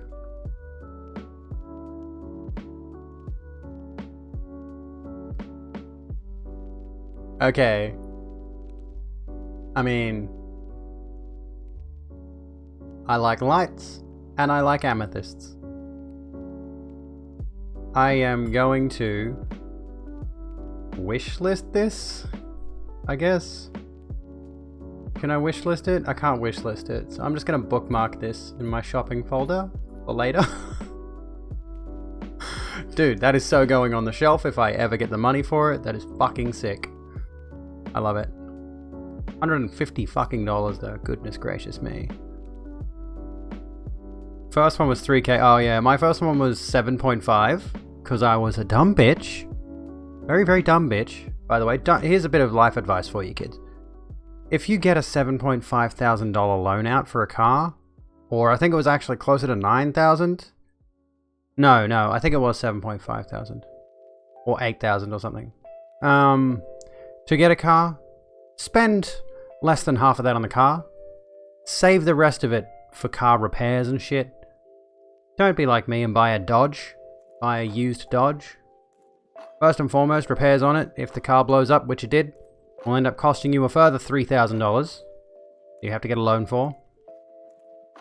Which I'm still paying off now. I've got about $6,500 left on that after several years of not having that car anymore.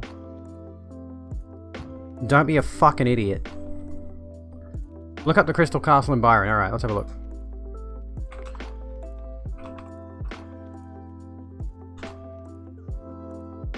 Oh, hello. $5 subs, everyone.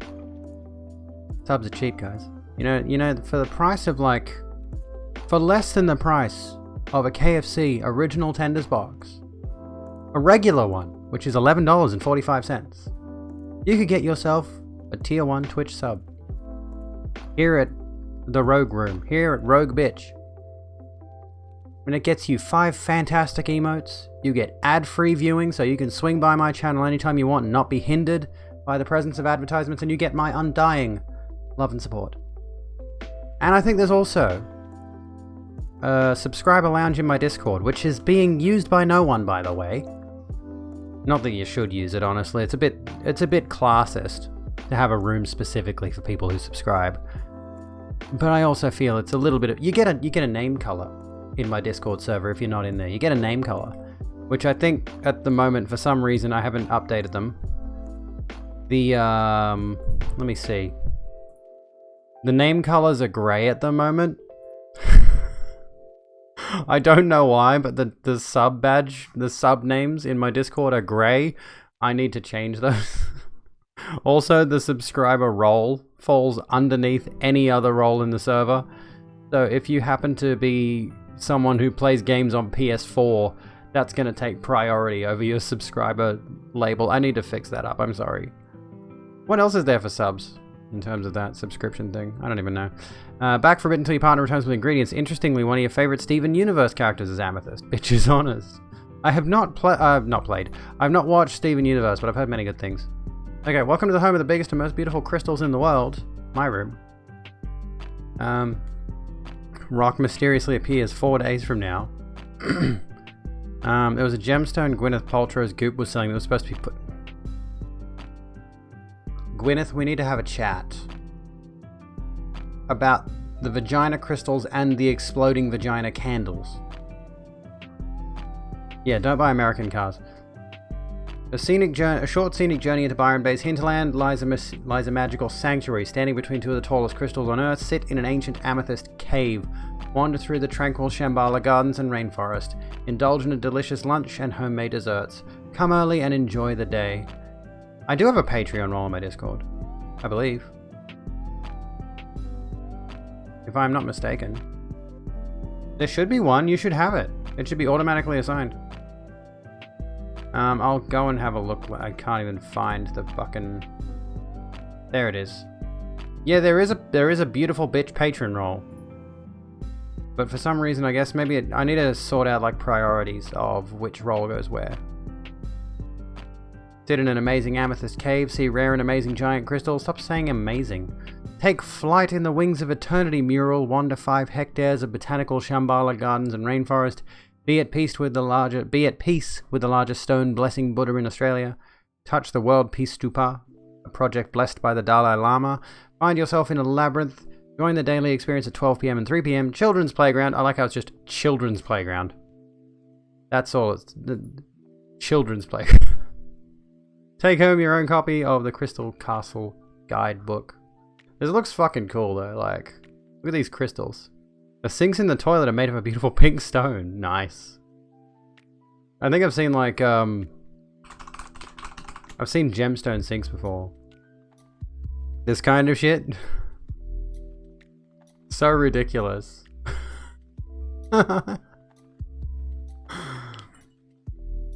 Why do I call myself a bitch? Because I'm reclaiming it. I'm reclaiming the word bitch in favor of me. I don't know. I feel like eventually, if I gain enough traction on Twitch with this name, Twitch is going to accost me, and they're going to take it away from me. How do you wash that? That's a good question. How would you clean an amethyst sink? I'd love to have it, but honestly, I can't imagine cleaning it. Like, if you could have a sink that was like this, but it was smoothed. Like, you know, smoothed and had, not resin, but like you could do something like a resin over it. That'd be good. Giant geodes aren't useful or practical besides making things like that. Even then. In what universe is that practical for anyone? Yeah, Twitch do something? Well, the thing is, the reason I'm mildly worried is there has been at least 2 or 3 people I can think of who had mildly offensive names. Mildly, very mildly. Roach Tits was one Welcome of them. Welcome Roach to the Tits. Rogue Room. We hope you enjoy your stay.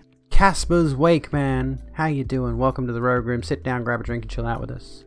Do the same from 1 AM to whenever you go to bed. You find a small Twitch streamer and come give them a follow. So hello. Love from a trans guy. Love to you too, friend. Welcome in. Are you offensive? I don't think... I mean, I get why some people might think it's offensive. But, yeah, I've noticed they've... Hang on, let me see here. There's at least Roach Tits is one that I remember distinctly. Piece of Sheet. And then one called Paja. Welcome to the Rogue Room.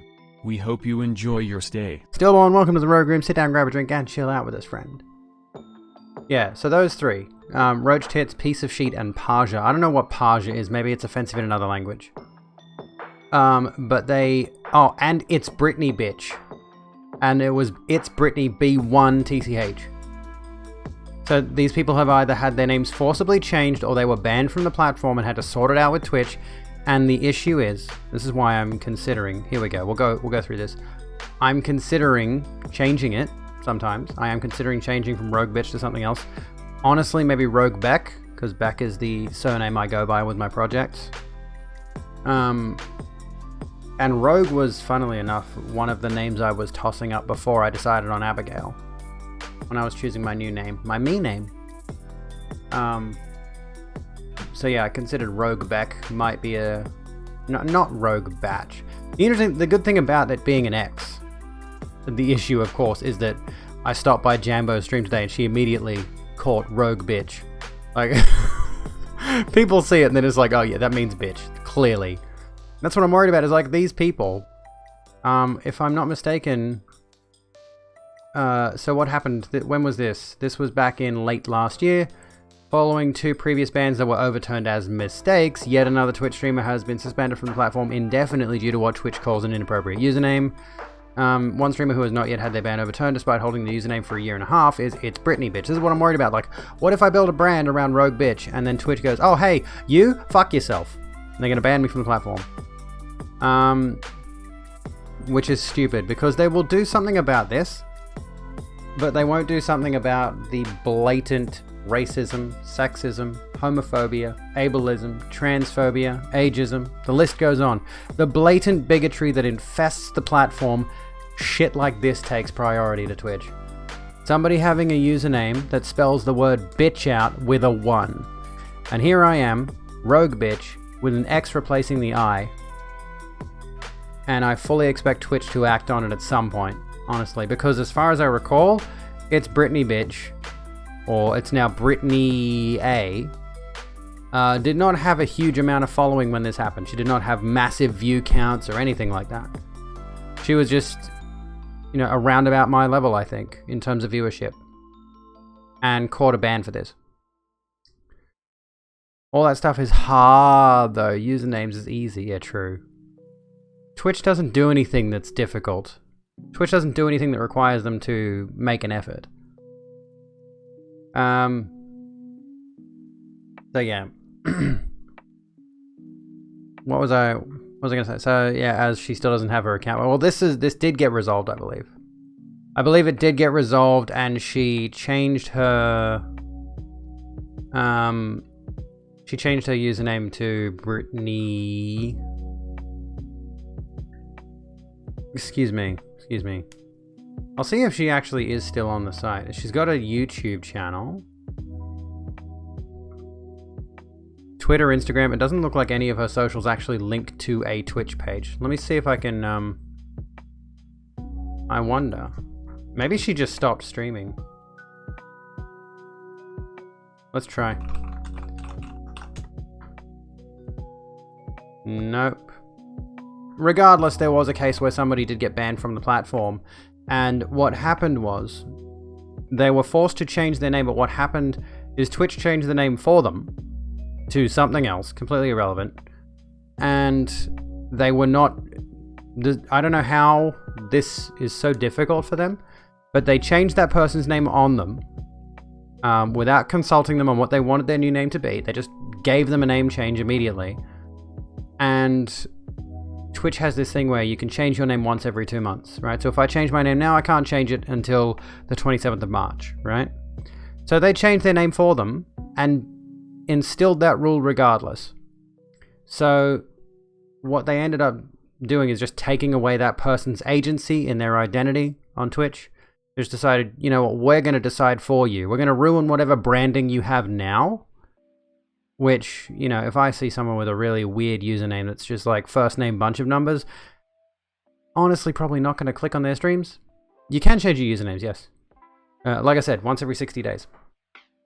And yeah, so they changed that person's username in particular, and then they weren't allowed to change their username back for 2 months. I think I had a friend who had the same thing happen to them. Someone hacked their account. I think it might have been Cyrus, actually. They had their Twitch account hacked, their username changed to a bunch of random gibberish, and They appealed to Twitch. They went to Twitch and just like, look, somebody's changed my username. I wasn't in charge of it. I don't want this to be my username. And as a result, they were sort of stuck with like, well, this is what I'm known as now. And the thing is, people will recognize, people will see you in their follow list. They won't recognize the username and they'll unfollow you. You'll lose viewers. If Twitch goes ahead and just changes your username on you, you'll lose viewers. Ridiculous. As it is, you're not worried about it all that much as it's a stretch, but your name could conceivably be glorifying suicide, and with how much shit Twitch decides is offensive, it's possible. That's true. That's true. I feel like your name is not, like, I don't see it as suicidal at all. I see it as I see it as kind of like, you know, live on the edge almost. That's the way I see it. You know, not FOMO, that's not the phrase. YOLO. You know, you got one life to fucking do whatever you want. You know, you're not going to get any continues after this one. You die, you're done. That's the way I see it. Your name screams YOLO to me. Twitch is weird. I think it was Devin Nash who recently called out Emmett Shear, the CEO of Twitch. He's like, Emmett Shear should lose his position at Twitch. He should resign as CEO and let somebody else take over. I might have to watch that actual video. I saw the thumbnail, but I didn't actually watch the video. But there has been a number of complaints about Emmett Shear as CEO, his severe lack of action regarding the platform. I didn't know this. I thought Emmett Shear was somebody appointed by Amazon. He's actually been there since the beginning. Emmett Shear has been CEO of Twitch since it was Justin.tv. He was working with Justin Khan on Justin.tv when that originally was conceived, and then they made Twitch from Justin.tv, and Emmett Shear became CEO of Twitch.tv, and has been in that position since. And the majority of the changes made to Twitch for the better are obviously, I don't know. What was it? Oh, Groscore is a predator or whatever the fuck his name is. Yeah, I keep seeing him around too. What's his dealio? Sounds like Bay is home. That's nice. That's good. You wish you had a brand though. Unfortunately, no one gives two shits about what you create. You have to build that brand. In order to get people interested in what you're doing, you have to build that brand from the ground up. And that's what I'm struggling with at the moment with my YouTube stuff. I'm trying to create a new branding for my thumbnails that's eye-catching, because I'm not happy with the current branding on my thumbnails, aside from my video essay stuff. I like the way I'm doing the video essays. They're going to have unique thumbnails, but the stream highlight stuff, I want to have their own unique branding that stands out, that pops. He admitted it multiple times and still gets promoted like fucking crazy. Yeah, well, that's... Unfortunately, people who are in a position of success and are predatory, they tend to get big-headed about it. He isn't what would be considered a pedo, just a weird cunt. If he... Like, the thing is, if he hasn't done anything... Well, I mean, if someone were to come out with allegations against him, for example, then Twitch may be forced to act on it. Because we all saw what happened to that other guy that had a global emote. Not the PogChamp guy. RNJesus. He was,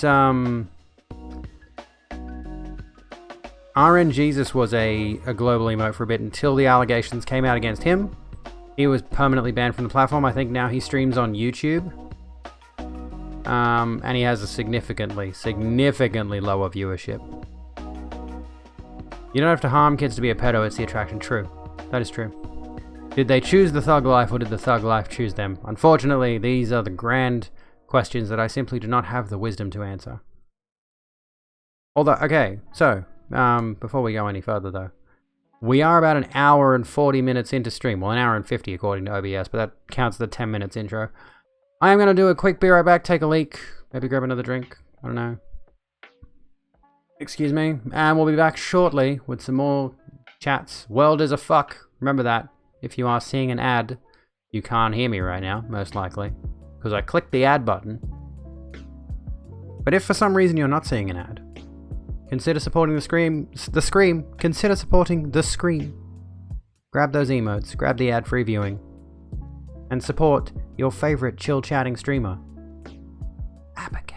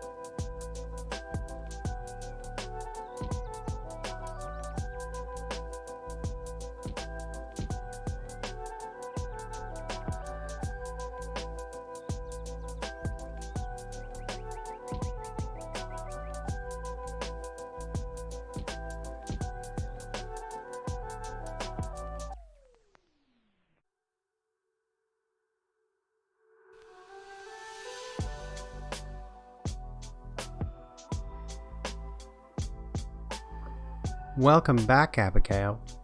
Thank you, everyone. How's it going? Oh, we've gotten into this discussion. All right, let me go through this. You like your name too much, but you'd have to find one similarly appropriate. I feel like yours would be fine. I mean, the thing is, I feel like your name would be fine.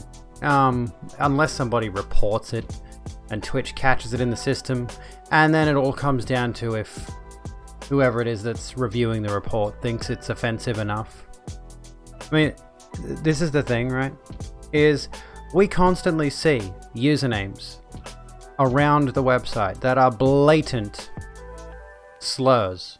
Just outright slurs or sentence fragments, phrases that are insensitive to various minorities. Twitch does nothing about those. But they'll attack somebody whose name contains a variant of bitch where they've censored the letter I. Anyway. Bye-bye onion, don't come back. He'll find a way, the dickhead, true. What did I miss? Okay, so there are also people who do get treatment, and those are the people you never knew had that attraction in the first place. It is a mental illness and can be treated, that has been proven, but the ones who act on those thoughts are gross, absolutely, yes. Don't know about anyone who's been proven to be cured. I think the only option is treatment. It's not really a cure, it's more teaching them how to live with their urges and deal with them in such a way that they don't offend. Treatments and precautions in place for those who seek them out. And the problem is, of course, one of the major issues is these people are, very mentally ill, actually legitimately mentally ill. And in some cases, they are at that point where they specifically do not want to seek treatment as well. They should be castrated.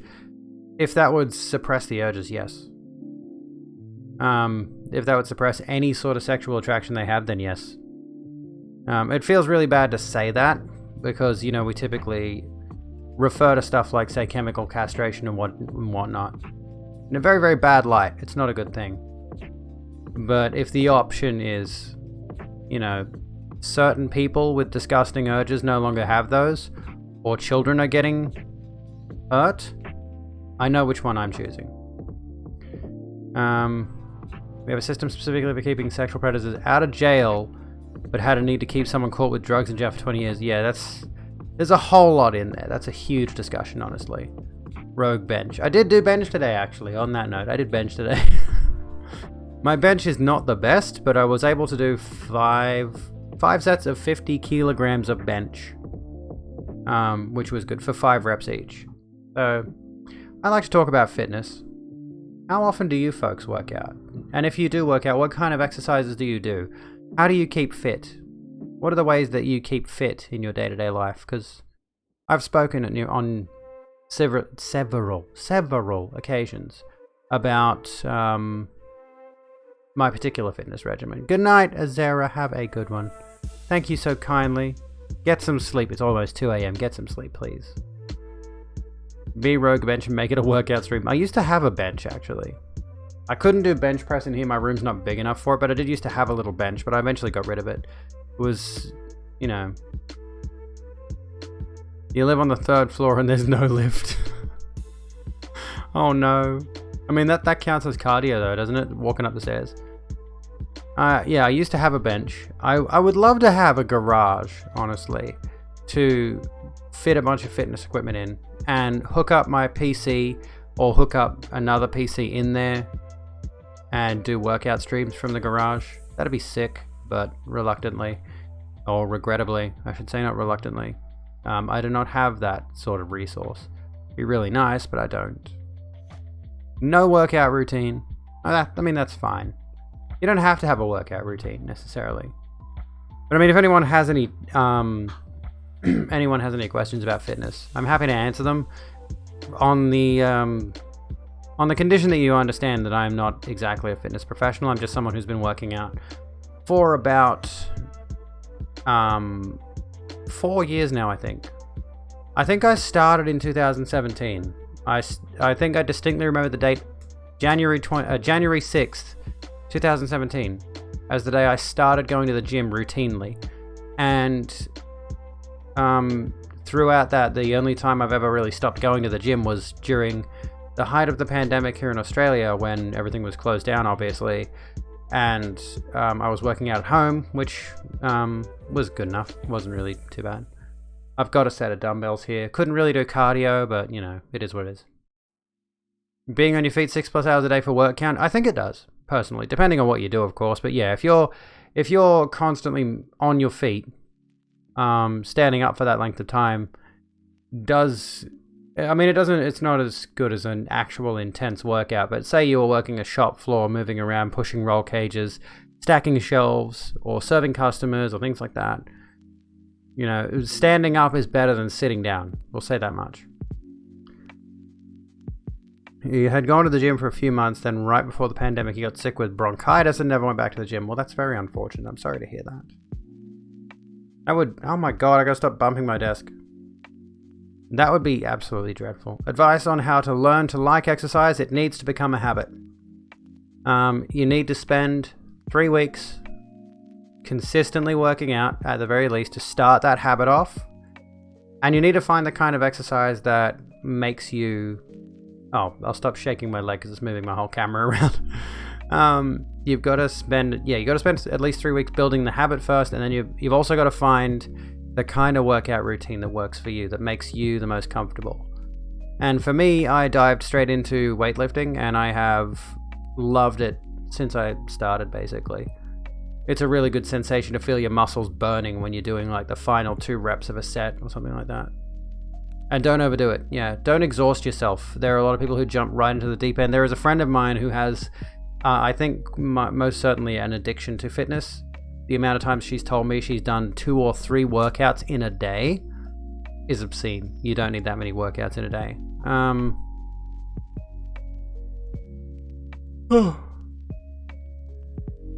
She's got nice abs though. I will say that much. Got a really nice midsection. But yeah, it's all about finding what works for you the most and also building the habit. Can't do much physically due to disability. Trying to push yourself for a doctor who is gatekeeping medical care has caused ongoing damage.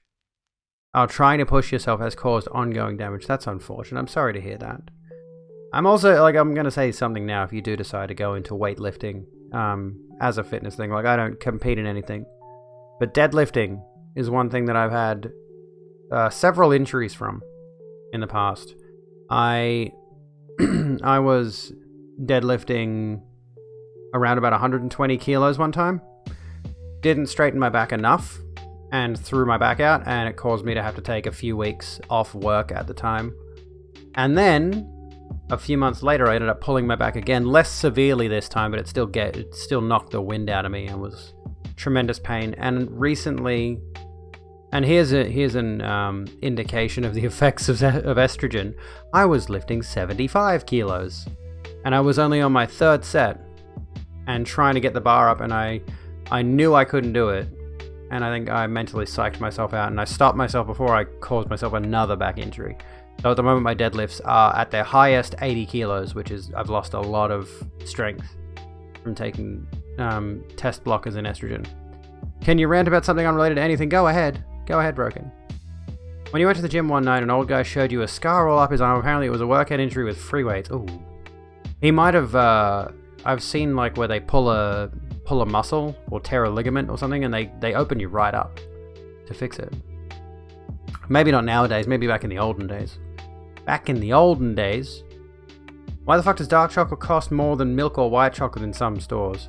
It costs less to make, but it's higher quality. It's the intelligent chocolate. Dark chocolate is, what's the phrase I'm looking for? It's bougie. Dark chocolate deserves the cost. Hey Rena, how you doing, lovely? Going on. But yeah, it does cost less to make. I love a really thick dark chocolate, 85 to 90% dark chocolate is fucking amazing. Addictive.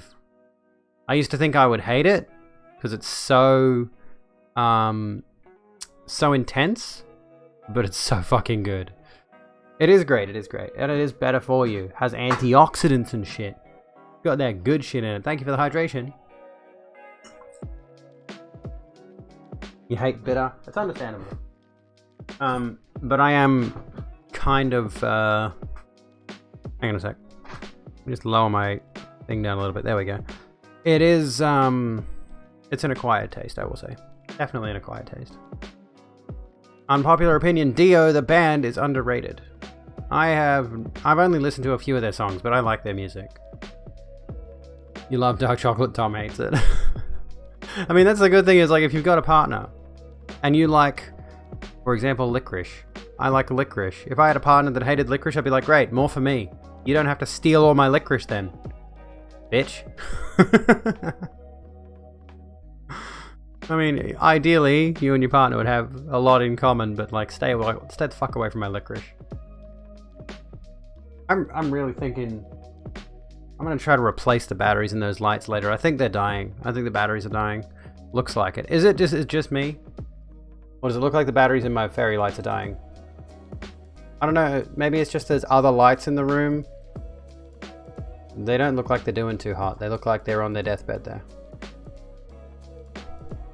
Dying Light pun intensifies. That's a game I never finished. I've tried numerous times to finish Broken Light. Dying Light! How's your favorite streamer? I'm doing well. They only fix the ligaments if it's worth the surgery. You tore a ligament in your ribs, which causes pain, but it's not worth surgery. So I was just like, that's alive now. Oh, that's awful. I'm sorry to hear that. Traumatic rip of the muscle. Oh, goodness. I remember a while back, I want to say around about 2007, someone who I no longer associate with because he's a cunt. We were into wrestling. We were both into wrestling. And this guy, Dave Batista, tore a muscle in his bicep and had to go get surgery for it. And my friend showed me this video. He's like, "Oh, they're putting something in his arm so he can lift stronger and get bigger biceps."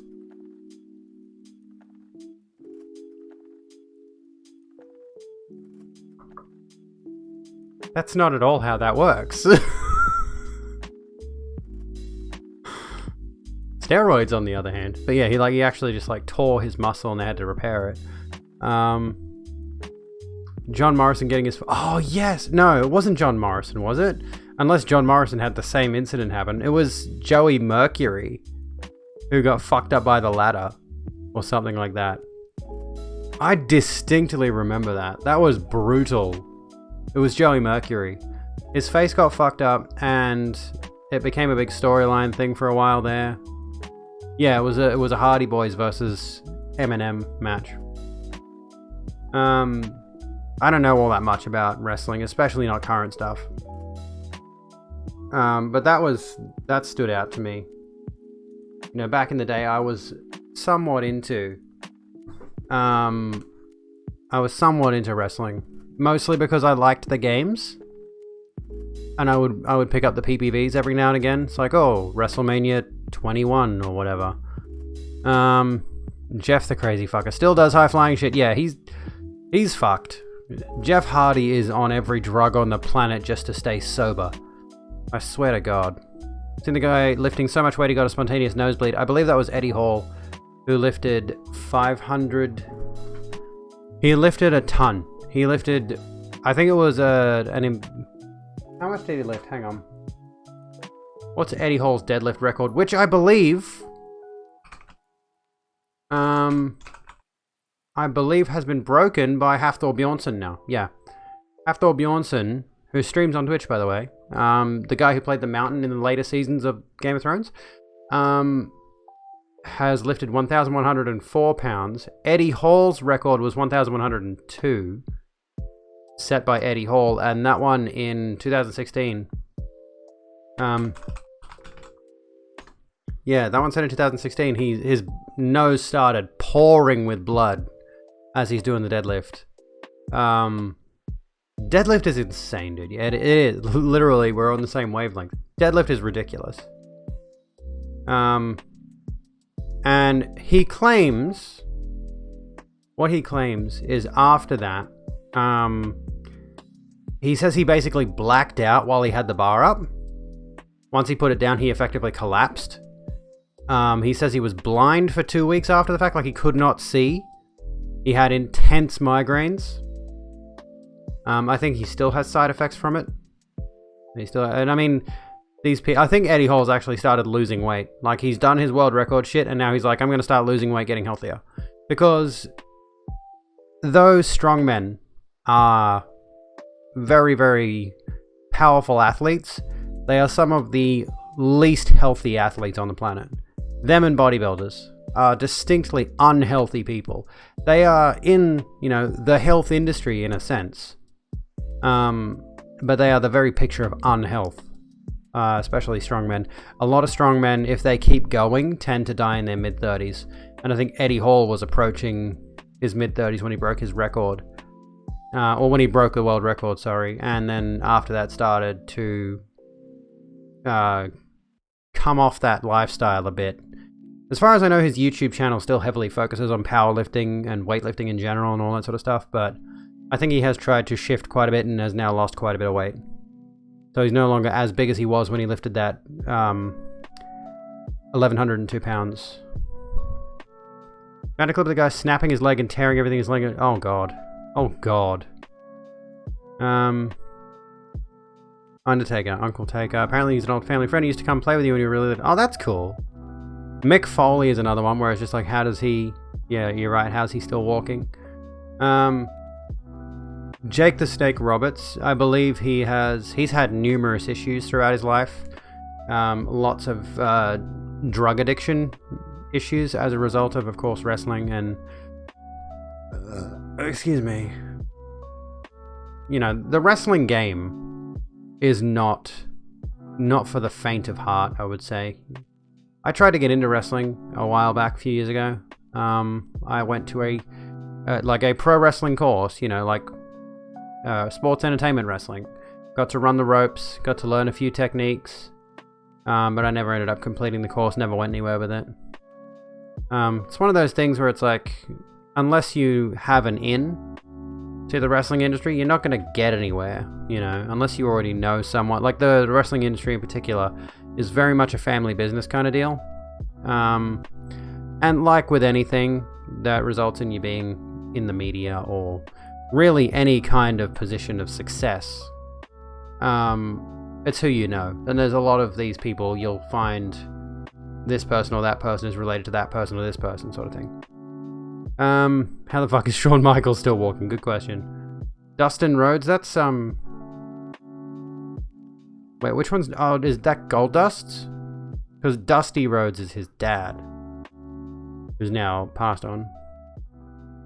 Off topic, but ScoMo saying that the convicts didn't have a flash time either. Oh my god, I know. That was the most out of touch shit he could have possibly said. Not comparable to genocide, and exiling people and putting them on chain gangs for being poor is also not something to be celebrated. Yeah, like, what exactly did Scott Morrison think he was saying there? That's so fucking dumb. I can't believe that is the person that runs this country. Oh yeah, the Aboriginals had it bad, but the white convicts weren't having a good time either. Like, motherfucker, you are so privileged. So fucking privileged. I cannot believe it. Yeah, Cody Rhodes owns AWE, not WWE. AEW, sorry. Yeah, fucking hell.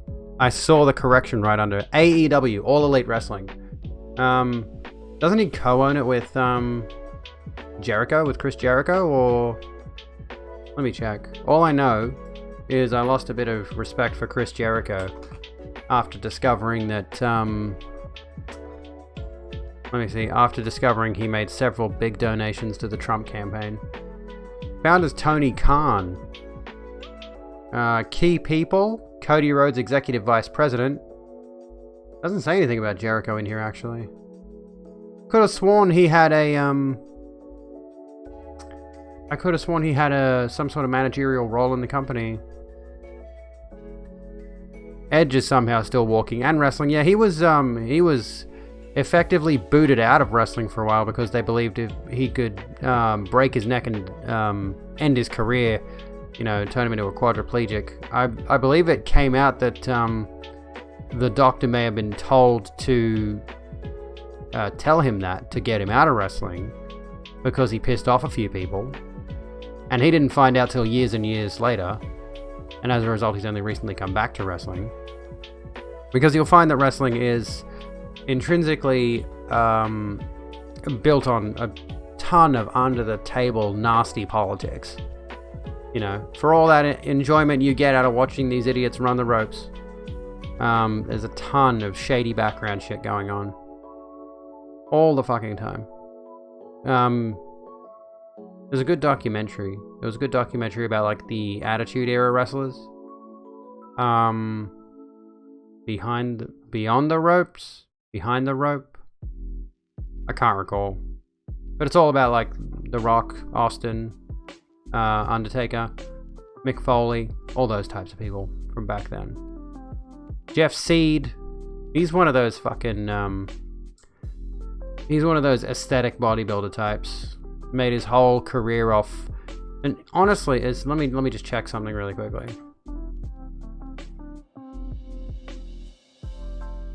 Let me see this. He might not be one of those.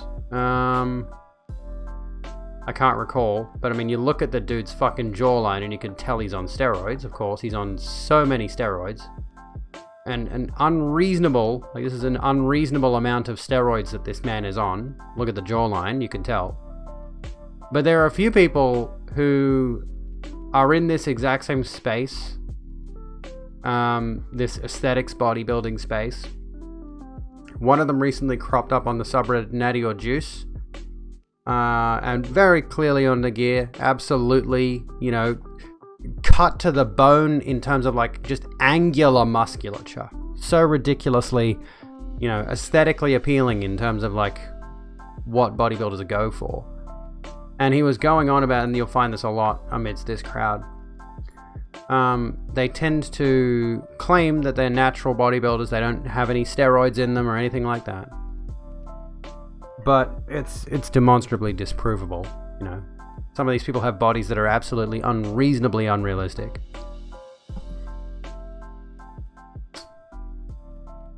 Enzo Amore got done dirty, falsely accused of a naughty, got banned from WWE, got cleared of all charges. Norman still goes on and claims she was hurt by him, said he would never wrestle again, then started rapping. Actually, isn't that bad? A rapper had a falling out with Big Cass, became his friend again, and wrestled again while rapping.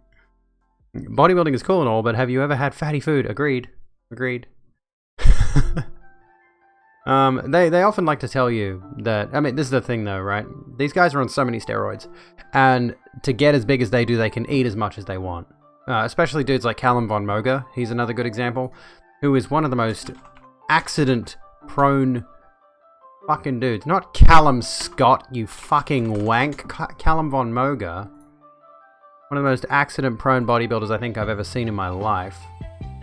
This dude, absolutely, like, do you think he's on the gear, guys? Do you think he's on the steroids? Maybe just a little bit? And, he's one of those guys who can eat anything he wants, right? Because all the gear they take and all the weight they lift, these are the kind of guys who work out for 4 to 6 hours in the gym a day. And they'll tell you to take rest days, but they don't. I'm a woman. I'm a chick fish. Can't imagine using steroids to impress people. The people who are taking steroids are doing so to impress other people that take steroids. That's it. That's really what it is. It's like these people take steroids to impress other people who take steroids. They're just trying to look better than other people who take steroids. It's ridiculous. It's a whole competition, and they're all very rich people too. They're all very privileged, wealthy dickheads who are born into wealth, generally speaking, and they have a network of connections that allow them to blow up and sell stupid fucking supplements. It's like, I'll sell you a protein powder and a pre-workout and you'll get as big as me, dude. You'll get huge. You'll get swole. You'll have 48-inch biceps. You just look like you have those blow-up arms from SpongeBob. What about this guy? Alright, hang on. Valdir Sagato, right? Speaking of blow-up arms, you ever seen Valdir Synthol? I don't even know if this is safe for stream, but I'm going to show it anyway. This fucking dude. Okay, we'll just flash him up for a sec. He's got tits, for God's sake. This is a guy who injects synthol. For those of you who don't know, synthol is an oil that bodybuilders, actual professional bodybuilders, can use, and they use it to even out, like, if their biceps are not the same size or something, they'll inject synthol to even out their musculature before they go on stage. This guy has done nothing in the gym. A day in his life, I do not believe he ever even lifted once. He's just been injecting synthol forever.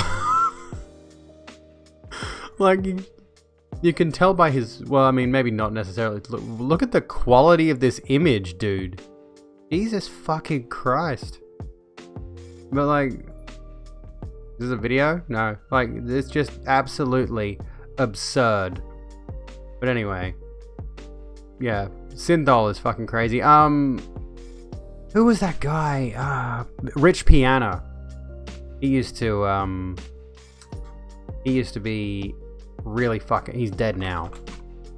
Rich Piana.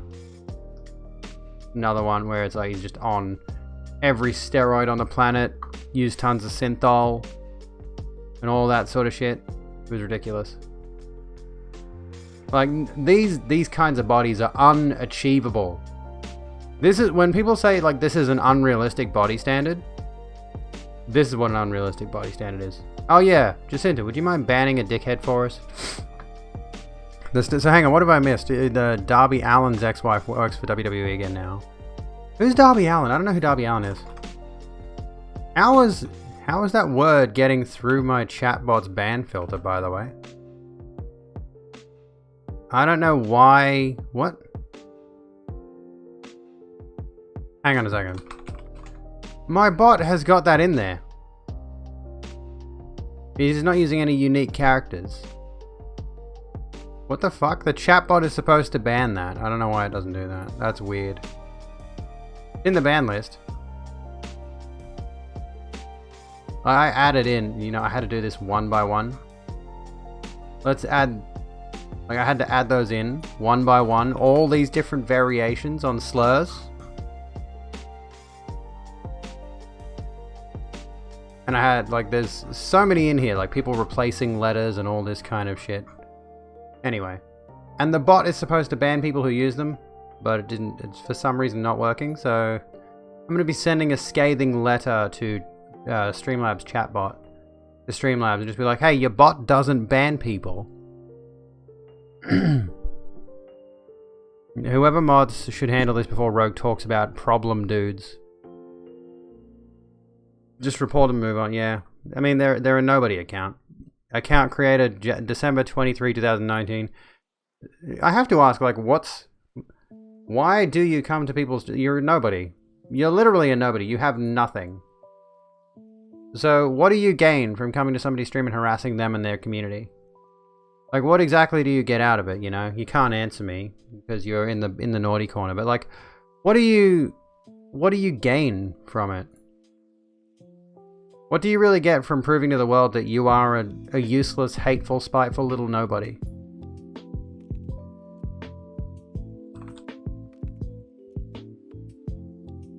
Attention, I suppose. Because nobody's giving them attention in real life. Like, they don't have anything. Nobody likes them. Nobody likes these people for obvious reasons. They're very, very angry at the world. And as a result, they take it out on people like us. And they were attacking me based on, they were using a racial slur, first of all, a racial slur devised for black people against a white person is really unusual. Like, at least, dude, at least call me the F slur. At least it would be relevant. Why would you pick a slur that's not relevant to me? Call me a whore. Not that I fuck around. Would just like to check pronouns. Actually, interesting thing about the pronouns, not the soundboard. Funny you should ask. We have the pronouns extension. Yeah, I'm she, her. My pronouns are she, her. I have an idea from your name and look, but you don't like to assume. Yes. I am a gal. I am, again, like I mentioned before, considering a name change. I am considering a name change because of the fact that there's potential that Twitch might see my username and ban me for it. And I don't want to have that happen. The reclaimed version, may you add. Exactly, yeah, exactly. It's like, that's the word. that people in the black community use to refer to each other in a friendly manner. Like, I'm so confused. That's such a weird thing to try to insult someone on. And at this point, I think it's just they're trying their best to be as offensive as they possibly. What's the bet this person's like 13 and has no life experience? And this comes back to the thing that fucking wanna be Lamar Davis. I cannot get over the fact that they got the actors for Franklin and Lamar together and they record that scene live action. That is the best thing I think I've ever seen on the internet. That is the best thing I've seen on the internet. So good. If you get the time, go look it up. It's so fucking good. Just trying to vibe and not hit your personal self-destruct button. Well, I hope we can help you not hit your personal self-destruct button. Hope we can be a chill place for you to hang out and vibe with us. Absolute masterpiece of video, absolutely. What was I going to say about Welcome to the Rogue this Room. sort of stuff? We Unicorn hope you Frappe. enjoy your stay. Welcome to the Rogue Room. Sit down, grab a drink, and chill out with us. I got it correct this time. Heck yes. Will they repeat? Yeah, of course there is. Will they repeat the M-word thing for 10 hours? This is what I wanted to bring up. Welcome in, Unicorn. Welcome in. This is what I wanted to bring up. Twitch Ninja white supremacy. Right. Ninja says it's his job, not his job. Ninja, with this fuck-awful wig-looking bullshit on his head. That's his actual hair, by the way, and it does not look... My hair looks healthier than his. Popular Twitch streamer Tyler Ninja Blevins says it comes down to parenting when asked about chat toxicity in a recent interview. Anyway, the choc chip bickies are in the oven, and soon the choc and white choc chip ones will be baked too. Fuck yes. I need some cookies, man. I mean, my mother has been doing pancakes recently. She's been getting into making pancakes whenever we take the kids over. I'm enjoying that, but I need some cookies, man. I need some good homemade fucking cookies. Tell you what. So, Ninja has recently brought up the fact that, you know, he's got a big audience, a lot of it's children, and the article says Ninja offered his thoughts regarding the parents of youth who contribute to online toxicity. Listen to and, more importantly, educate their kids. Now, here's the interesting thing, right? He's going on about the fact that, yes, he's a big popular streamer and all of this kind of bullshit and has a huge child audience, but he's saying that it's not his responsibility to educate his audience about white supremacy and racism and all of these things. But a lot of people have, naturally, you know, it feels like anytime Ninja says fucking anything, there's backlash. In this case, I think there's a justified reason for there to be backlash. Because he has not exactly been a shining little beacon of light and positivity. He's not exactly the streaming Markiplier, you know? He's said some bad shit over the years. And those clips don't go away. They're still out there. And kids go out and they look for clips of Ninja. They look at, like, what's Ninja's top clips of all time? The fuck you say to me, you little shit? All that kind of stuff, right? And he's invariably said slurs on stream. Like, in a recent interview with the New York Times, Ninja was asked questions about a number of things in his personal and public life. The FPS pro details his planned transition towards voice acting, in which he's already recorded lines for the main role on an upcoming TV show. Fucking who cares? One particular question, however, caused the internet to stir, naturally. Centered around the behavior of kids who frequent live streams, Ninja was asked if anything could be done to mitigate the often combative and toxic behavior in chat, to which the streamer replied, "It all comes down to parenting. This is a problem." Right, this is the problem. The parenting in this circumstance, what he's basically going on about is Ninja believes the toxic chat behavior, which oftentimes devolves into persecutive or racial slurs, could be minimized if parents took more initiative and responsibility. The issue is, with this, these parents are the ones that are putting these ideas into the brains of these kids who are going and spamming this kind of shit in chat. This stuff is generational. Slurs and any kind of hate speech is generational. It's taught. It's a factor of that child's environment already. So, as Ninja, somebody with a big platform, a huge platform, millions of child viewers, right? Millions of child viewers who he can speak out to. He has such a huge platform and he could go, look, listen, guys, You know, you're here in your chat and I see you spamming the N-word and I see you spamming emotes that we know are associated with racism. Like, that's a thing on Twitch as well. It's like, he has the opportunity and he should take the opportunity to say to his chat, to say to his significant audience, that's not cool. You are attacking people. You are making people feel worse about the circumstances of their birth, oftentimes. You are making people feel bad about things that are outside of their control. You are attacking people and dehumanizing people, and it is our responsibility as a society to lift those people up and stop treating them like they are second-class citizens. And that's all he has to do. But for him to completely defer to the parents, who more often than not are the ones putting the ideas in these children's heads, yeah, Ninja, just say bigotry's bad, bud. Ninja, bud, just say bigotry. Bigotry's bad, kids. Don't be a racist. Don't be a homophobe. Don't be a sexist. Don't be none of that. That's all you gotta say, Ninja buddy. Tyler Blevins. That's all you gotta say. But will he? Invariably, no, he won't. Absolutely not. Because the unfortunate reality of the situation is it comes down to... You're gonna clip it, good. The reality of the situation comes down to... He knows his audience is full of these people. And he knows that if he starts to speak out against it, even in a positive and informative and educational light, even if you reach out to these kids and you say, listen, cut that shit out. Be nice. There's no reason to be racist. There's no reason to be sexist, etc. Which, by the way, there's already the sexist past thing of him saying he won't play with women, which I think has changed since, but the fact that he said it in the first place puts bad ideas in children's heads, of course. As I was saying, I was going somewhere with this and I've lost my train of thought now. Him approaching it, even in a positive and warm and welcoming and accepting manner, not attacking his audience and saying, listen, you little shits, I hate all of you who are racist. Don't do that. But denounce the bad shit. Say the bad shit is not okay. You have such a huge platform. And it is my belief and the beliefs of many others that when you have such a huge platform, it is your responsibility to use that platform to denounce negativity, to denounce bigotry. It is your responsibility, if you have a large platform, to use that platform for good. And for Ninja to go out of his way to say that it's not his responsibility, to say that it's the responsibility of the parents who, again, this is a result of upbringing. Bigotry is a result of the environment that a person lives in. People learn to hate from other people in their lives. These kids are not getting this kind of shit from nowhere. They're not even just getting it from Twitch chat. You know? He wouldn't play with women because he has a wife or wife mother.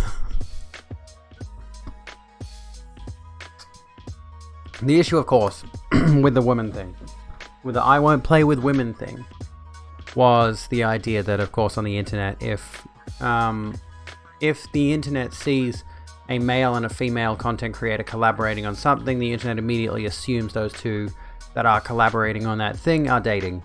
And, you know, he does have his wife and didn't want to cause any drama by playing with someone and the internet saying, oh my god, they're dating. You know, there's just this absurd shipping thing the internet loves to do. It's really creepy. I believe, actually, on the subject of, like, Jacksepticeye and such. Although Corpse is questionable because some people mentioned something he said recently. I forget what the exact context was. I'll have to look up that. Whatever that is. But Jacksepticeye did recently speak out against the shipping thing. Saying it was really creepy. It was really creepy when people did it with him and Mark. When people did it... somebody asked him in his chat, it was like, what do you think of some other shipping thing that was going on? And he was like, can we not do that? Because, like, you got two real life people who are personalities online, who have a big influence, who have a big audience. Two real life people who have their own lives, have their own interests, have their own relationships. And then the internet is banding together and saying, well, we believe these two people should be together. And it's really fucking creepy. It's like, fictional characters, go ahead. Who fucking cares? You know, if you've got two fictional characters you like and you think they'd be good in a relationship, go the fuck ahead. But if it's two real life personalities, two real people, and you're saying, oh my god, it's like when It's as creepy as when you've got two families and they've got two young kids. They've got a little boy on one family, a little girl on the other family. It is always creepy when those parents are going, oh, they'd be such a good couple. It's fucking disturbing. You know, those two children, for example, have so many years ahead of them of growth and development. And you're immediately putting them into a box of like, they're going to be in that relationship together. You don't even know who they are yet. Doesn't matter if they're 4 years old, 10 years old, whatever. They have so much development left. So much self-discovery left, and you're putting them in a box saying they're going to be together when they're older. It's fucking creepy. Don't do that shit, parents. Don't do that shit. Corp said Dyke when reading a story about a trans gay person who wrote it in their story and asked him to read it. Is that really what it was? I think there was another incident. That was not what I remember reading about. I think it was him. What was the corpse drama? Let's have a look. I don't follow this whole thing. Drama. Phil's streaming again, how you doing? Is corpse husband cancelled? That's the first result. I searched corpse husband drama. Is corpse husband cancelled? This is from back in November though. This doesn't sound quite right. Started to play Among Us with big hitting YouTubers like PewDiePie and Michael Reeves. Why is corpse husband cancelled? I hate the term cancelled. Stupid. Reads real life horror stories. Transphobic woman who, among other things, verbally abused her. In the story, the trans woman is called a slur. Yeah, no. That's not it. No, there was something else. There was another story that was not... It was not him reading a story, it was some other thing entirely. No, this was more recent, I think. I can't find it, though. This is the tricky part. Is like, oh, well, there's a Wikipedia page. Singles? I think it was something in a song. I think he had a lyric in a song that referenced something that people were really pissed off about, and I have no idea what. And I'm not finding... Let's try corpse husband controversial lyrics. Luca Magnotta. Maybe that sounds familiar, yes. The tune hints at drug use, abusive tendencies in relationships, and deviant sexual fantasies. Excuse me.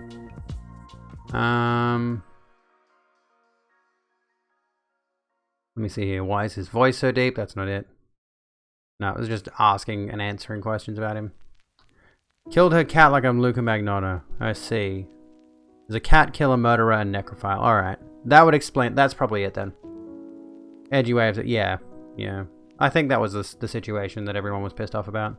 Yeah, I hadn't heard about the other thing. The saying Dyke thing. But the lyric thing was the one that I've noticed people on Twitter, which, let's be honest with ourselves, in 2021, Twitter is effectively the new Tumblr.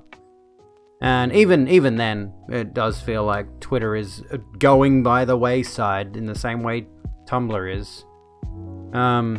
Much as I hate the fact that Nazis have platforms, I do still disagree with, the mass slaughter of numerous political accounts. But then you have the tricky situation of, like, what are they publishing on their accounts? I think Twitter should primarily focus on getting rid of the child porn accounts before they get rid of the people who are maybe threatening stupid shit that they have no intent of actually doing. Nothing on the internet is ever really deleted, true. Like, I deleted a YouTube comment today. There's probably some way I could recover it. Nothing on the internet's ever really gone. So, they can take down a clip, but, like, there was this situation recently about Claudia Conway posting a few very much cry for help TikToks over the past couple of days. And she deleted those from her account, but of course somebody recorded them beforehand, and then they posted them in a Twitter thread, because they're trying to get Claudia Conway help. Because she is being flagrantly abused by her mother. Yeah, Kellyanne Conway, fleeted on her Fleets thing, which I still think is, like, the stupidest fucking name for tweet stories, but whatever. Kellyanne Conway must have stolen her daughter's phone, sent the nude to her own phone, I'm assuming, and this is a 16-year-old girl, fleeted it from her own account. And then it was later deleted. It's like, yeah, literally gave police an excuse to take her out of your custody. The problem is, with these kinds of people... Welcome back, Zinky, how you doing? The problem with these kinds of people, like Kellyanne Conway, is they are in such a high position of privilege in society. They know so many people, and they have so much wealth and influence, that maybe Claudia Conway gets taken away from her. Fingers crossed, you know, I hope so much that the girl gets out of that situation, because it's disgusting and terrifying. But quite frankly, I do not believe that much is going to happen to her. Yes, CP is CP, but, you know, how long has it taken? Like, I think, as far as I know, let me just quickly look this up. I think Ghislaine Maxwell... Was she released? Something was happening with the Ghislaine Maxwell situation. Says jurors who indicted her not diverse enough. Legal team makes series of arguments to dismiss case, including that 2008 Epstein plea deal should shield client from prosecution. Like, these people, I'm just talking in general, like big privileged people, have ways to manipulate themselves out of criminal situations. Or just buy their way out. We're talking about specifically Kellyanne Conway and Claudia Conway. Claudia Conway being her daughter, her 16-year-old daughter, and Kellyanne Conway stole one of her daughter's nudes off her phone and fleeted it on her own account. Fleet being the stories feature on Twitter. And now the internet is in a furor over this, understandably so, because, you know, it's fucking disgusting. Why would you tweet nudes of your child as a form of punishment? Jesus fucking Christ, dude.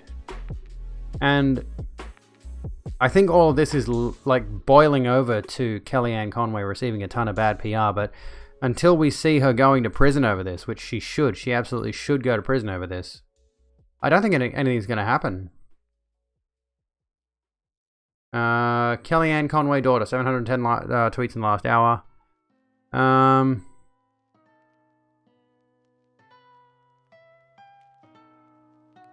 Let's see here. There's a New York Post thing. Don't play your fucking video. I hate these websites where they keep loading the video and I'm like, do not play it. Don't even start loading it. So this, okay, here we go. Welcome to the Rogue Room. Welcome to the Rogue Room. We hope you enjoy your stay. Nicola and Cool? Is that right? Nicolan Cool? I don't know. Welcome to the Rogue Room. Sit down, grab a drink, and chill out with us. Nicola, I think. Unfortunately, the child abuse rarely gets children removed from a home, especially if they are rich white people. It's most often poor, black, indigenous, and disabled parents that have their kids removed. They just need more support. Yeah, exactly. What's the bet Twitter won't ban her over it? Probably nothing. I mean, like, yeah, they're probably not going to.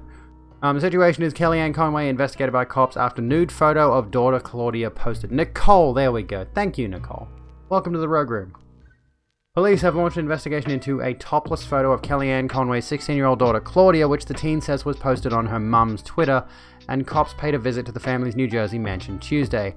Just before noon, 4 officers with the Bergen County Prosecutor's Office and Alpine Police Department showed up with papers in hand at the Conway's brick-faced home in Tony Alpine, and spent about an hour inside before leaving.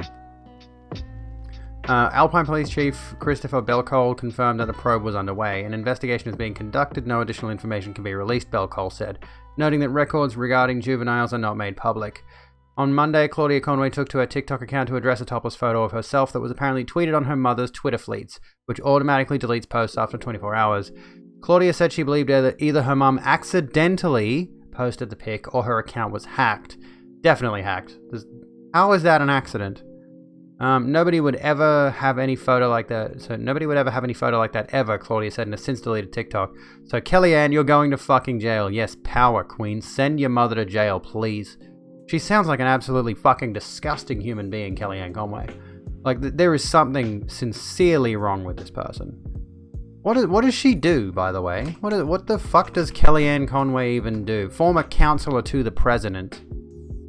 And I like that when I search Kellyanne Conway, everything is about this recent situation. The fuck did you just walk into? Kellyanne Conway being a fucking pedo? I guess, not really.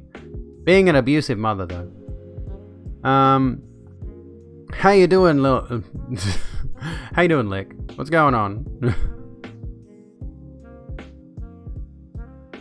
Anyways, as we were saying, what was I... Wish you could say it was Pride, yeah. American right-wing political celebrities. The photo disappeared from Kellyanne's account, but not before it was screenshotted and shared by various users. I mean, that's kind of disgusting in its own right. I like to believe some people saved the photo for evidence to give to Claudia, to say, here's the evidence, but I do not doubt. You know, some people were saving that for personal reasons, disgusting fucking creeps. On Tuesday, the vocal teen apologized for publicizing the matter, saying she now believed hackers were to blame, and calling on members of the public to stop contacting authorities on the matter. This sounds to me like she is trying to... this is the problem, is like Claudia is definitely in an abusive home situation, and it sounds like this is her trying to calm her mother down by trying to deflect blame to some hackers, you know?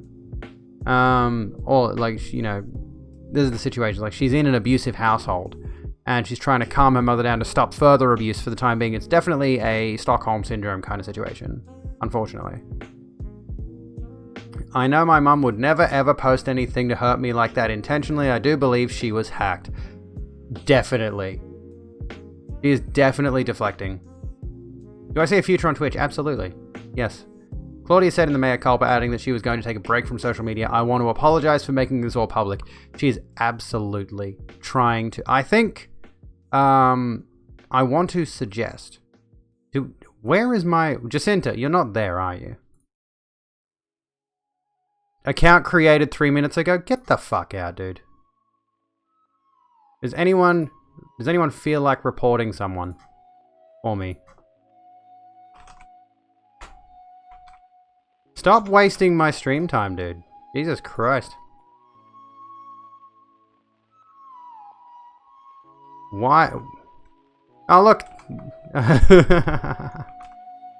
Botwig got ya. No, you won't stop. Get the fuck out of my chat, dude. Dude, like, seriously. Mods. Thank you for reporting. Calgar, I thought you were a mod in my stream. Or have you just changed it to a VIP badge? /ban and then their username. What was I saying? Oh, yeah. Transphobic cunts. Yeah, this situation here, this phrase here, definitely reads like somebody who is in a very abusive situation and is trying to defend themselves from further abuse. I know my mum would never ever post anything to hurt me like that intentionally. I do believe she was hacked. We've heard voice footage, voiceover audio, like a voice recording of Kellyanne Conway screeching at her daughter, who had COVID at the time, I think. So her daughter's sick. And Kellyanne's calling her all kinds of disgusting things, calling her a slut, I believe. All of this kind of shit. Kellyanne Conway is the definition of an abusive mother by every single reasonable measure. And Claudia is in a very bad place. And yeah, we need to get her out of there. But like with people who live in houses that look like this. Oh, not that, fuck, damn it, I just played an ad. Sorry if you're not subscribed. Fucking Christ. I just accidentally played an ad. I'm going to change that so my Be Right Back screen does not have an ad autoplay. If you don't... Fuck me, Dad. The ad revenue is not worth that. Fuck. How long is my ad break set to? Give me a second. My ad roll is set to 90 seconds. Let's first of all change that to 30. That's not going to fix the situation, but... Oh, God. I'll just... No, you know what? I'll change this. To... Fuck me dead, dude. I'll get rid of the, Get that mother some punishment. Yes, exactly. Can I just, like, do this? Paste. There we go. Let's just switch to the Be Right Back scene now. And we'll set this one to my little icons folder here. Do you like those? That's what my Stream Deck icons look like, by the way. Anyway. Hopefully that's the 90 seconds done. We've like passed through the ad break and we can go back to reading about this. Sorry to anyone who got hit with an ad there. I didn't mean to punish you like that. Claudia has risen to social media fame for posting about her frequent clashes with her prominent parents. Kellyanne, once a top advisor to former President Donald Trump, and George, a lawyer who's rallied against Trump in the past. Who mentioned a lawyer a moment ago? A lawyer dad. Here we go. Yeah, get it up. Her lawyer dad tweeted her video asking people to leave her mum alone. He is fully complicit in silencing his daughter. Yes. Punishment at the heels of government. Wait, that sounds super communist. In August, the teen said she was seeking emancipation from her parents. Good. Claudia has 1.6 million followers on TikTok. Kellyanne declined to comment because of course she did, because she's a cunt. And that looks like that's about it. That's the story that we know so far. And yeah, this is absolutely a situation of not only is Kellyanne flagrantly tormenting her daughter, absolutely, beyond a shadow of a doubt, but Claudia is also suffering, just from the outside looking in, Claudia is at least suffering some form of Stockholm Syndrome or some form of survivor, maybe like some kind of survivor situation. Like she's trying to self-preserve as much as she possibly can by saying, oh no, don't worry about my parents, they're not actually abusing me or anything like that. You know, they are. She's trying her best to limit the abuse she is receiving by saying, oh, they're not as bad as everyone's saying it is. Yeah, scaring their children. Probably threaten to ask people to stop. Yeah, absolutely yes. She'll have PTSD after this. She will. Who knows what's going to happen next for her? It's worrying because you know this kind of stuff is happening everywhere. Am I a let? What's a let? a leftist English tuber. Yeah, she's gonna it's probably gonna stay for a while, honestly. Bad mental health. It's probably going to be permanent, sorry, is what I meant to say. It's probably going to be permanent. Are you serious? Why do you guys come up with categories for us? Why do you... Do you come up with, like, I mean, well, these are the same kinds of people, right? Who are going on about the Sigma males now. What the fuck is a Sigma male? They're coming up with categories for Sigma males and shit. Alpha males. Thank you, Jacinta. These are fucking nerds, aren't they? What a bunch of losers. At least use your Twitch Prime on me, you fucking wanker. Give me your sub. I have more subs than you'll ever have on this platform. Loser. Let's see this person. Let's have a look at this person's account. This person has 3 followers. Truth Cat Acolyte is their description. Let's just try something really quickly. Are they a streamer? Have they ever tried streaming? Have they tried streaming? Last streamed 3 years ago, so obviously it didn't take 4, you did it, Robert. Let's see if you've got any stats. No, you don't. I can't even find you on Twitch Tracker because you're such a low effort streamer you couldn't even make it on the platform. You're not even visible on stat sites. They don't even track people like you. Because you're a miserable loser who couldn't get anywhere. On Twitch. Congratulations, you suck. Get off my page. Didn't know low effort trans was a thing. It's invariably just an insult. Don't come at me, you know? Don't come at me. I'll bury you. Nan herself... So hang on, what have I missed? Trans woman has only recently managed to get hormones because Australia is fucking stupid. Well, my hormones weren't a problem. My hormones were really easy to get, honestly. I'm very lucky. I just didn't come out because of social pressure until recently. So yes, Australia is stupid in the fact that, socially speaking, I was made to feel like I couldn't come out. I was made to hide behind a facade of masculinity for the longest fucking time. Well, yeah, I suppose it does depend on the doctor you go to. And in that regard, I do have to accept and acknowledge my privilege in that my GP was very accepting. And my psychologist was very accepting, and my endocrinologist was very accepting, and they all helped me through the process so effortlessly. It was amazing. You know. Does that mean you're low effort because you can't take hormone? Like, there is no such thing as a low effort trans person. Let's say that. There is no such thing. You are trans, that's it. Your GPS is a fucking wanker. Oh, dude, I could go off about GPS. This last week, I've done no menu log deliveries. For anyone who's wondering, I do food deliveries for a living. It's not a living. Barely make any money. And the GPS has fucked up so much. Google Maps sucks fat dicks. No, you know what? I retract that statement. Google Maps, you can suck all the dicks you want. I don't mind. But you are a terrible fucking GPS. I don't care who sucks a dick. Go suck a dick if you enjoy it. But Google Maps, you are a very poor GPS system. Google Maps can suck tiny dicks, no satisfaction for it. Were they easy to get because of my age? Probably. I think because I'm an adult, you know, they were just like, generally speaking, an adult can make their own decisions. If I was a kid, it probably would have been a lot harder. There are trans people who don't take hormones because they don't feel the need to. They are still valid. Exactly. There are trans people who are completely happy with the body they have. They don't want to change their hormones or anything like that. There's literally no such thing as a low-effort trans person. You're low effort, you don't work out, and probably... You can be low effort in other respects, but if you are trans, there's no effort involved. You are trans. End of discussion.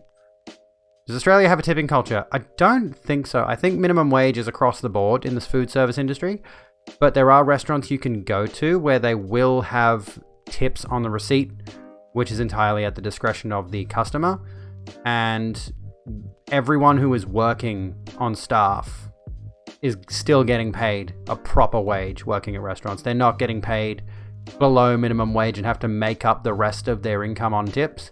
They are making standard income, standard minimum wage or above.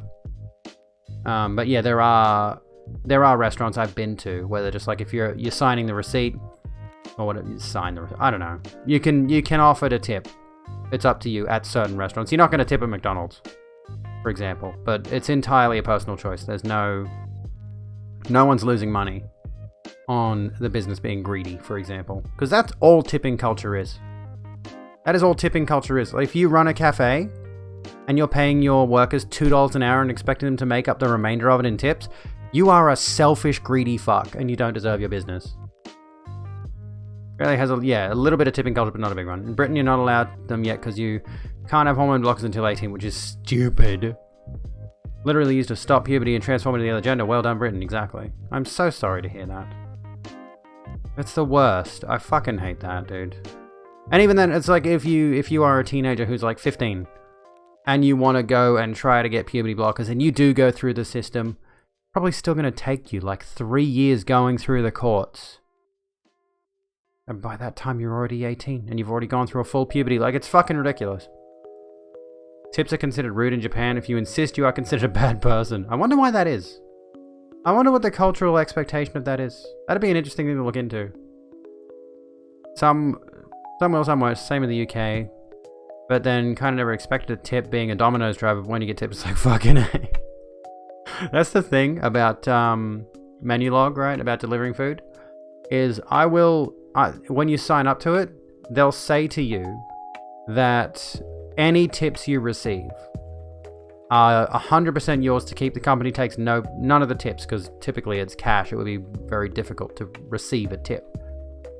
Very difficult to receive I believe other food delivery apps actually have a tipping feature built into the service. I don't know how that works, but Menulog doesn't. It's all cash tips. Never once have I received a cash tip. Most people expect you to leave the food at the door and run. Never a single time have I received a cash tip. So they'll put in, just to cover their own ass, any tips you receive are yours to keep. But they fully expect you not to receive any, and nobody who's ordering Menulog is expecting to pay a driver a tip. Guarantee you. I wish. Honestly, I'd consider going into another food service industry role just for the prospect of getting tips. Or perhaps the concept of working 4 hours of a shift and actually receiving income. I have done, the thing is, you leave the app on your phone and it'll tell you if there's an order. I have gone full shift some days. 4 hours sitting there waiting for something to go off my phone. So I've been sitting there 4 hours on shift and made no money. But the issue is, of course, trying to find... Welcome to the Rogue Room. We hope you enjoy your stay. Why are you following me? You're banned, cunt. Oh, God. You're a bit of a wee, but honestly not interested in visiting Japan. I'd only want to visit Japan to get a legitimate katana. It's so dumb. I want a katana just to have one. I'm not at all a weeb. Roberto got a little hard on. A little bit. Maybe I turned him on. Maybe that bit of punishment that I took him through before, maybe that got him going. You think they're horny? You think they get off on, what's the phrase I'm looking for? Like embarrassment sort of shit. That's why there's so many animes with them 1,000-year-old demon children.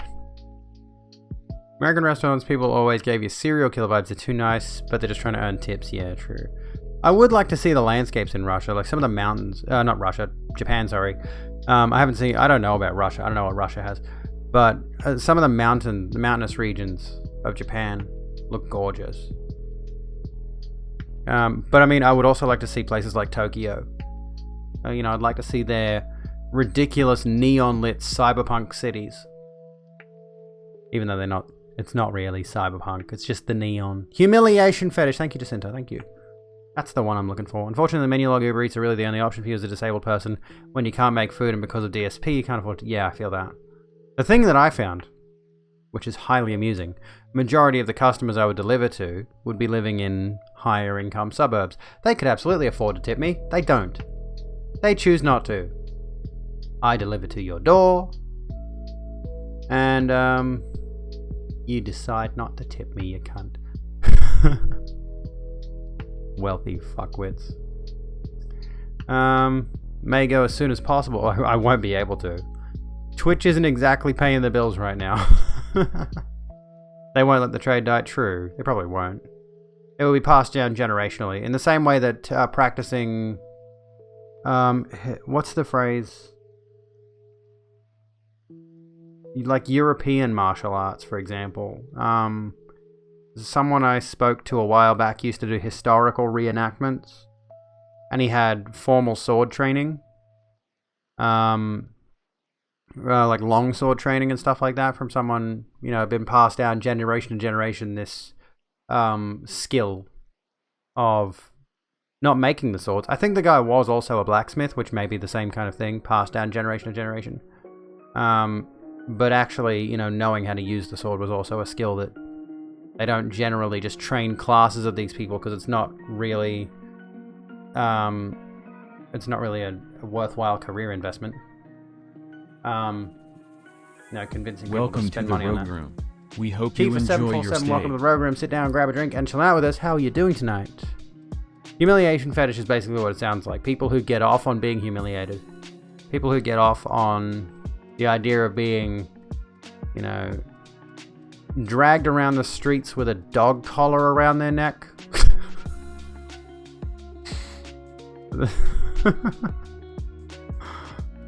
Yeah, disability support pension is what it is. If you could legally own a flip knife, yeah, that'd be good. I want a butterfly knife. I've got a butterfly knife pen sitting around somewhere. It's pretty cool. It's just a pen that you can flip around like a butterfly knife. I've lost it. It's somewhere in that wardrobe over there. Need to get it out. Scar hurts from surgery. Well, that's no good. I'm sorry to hear that. What was the surgery from? If someone laughs at you, you'll laugh with them because you're low on self-esteem?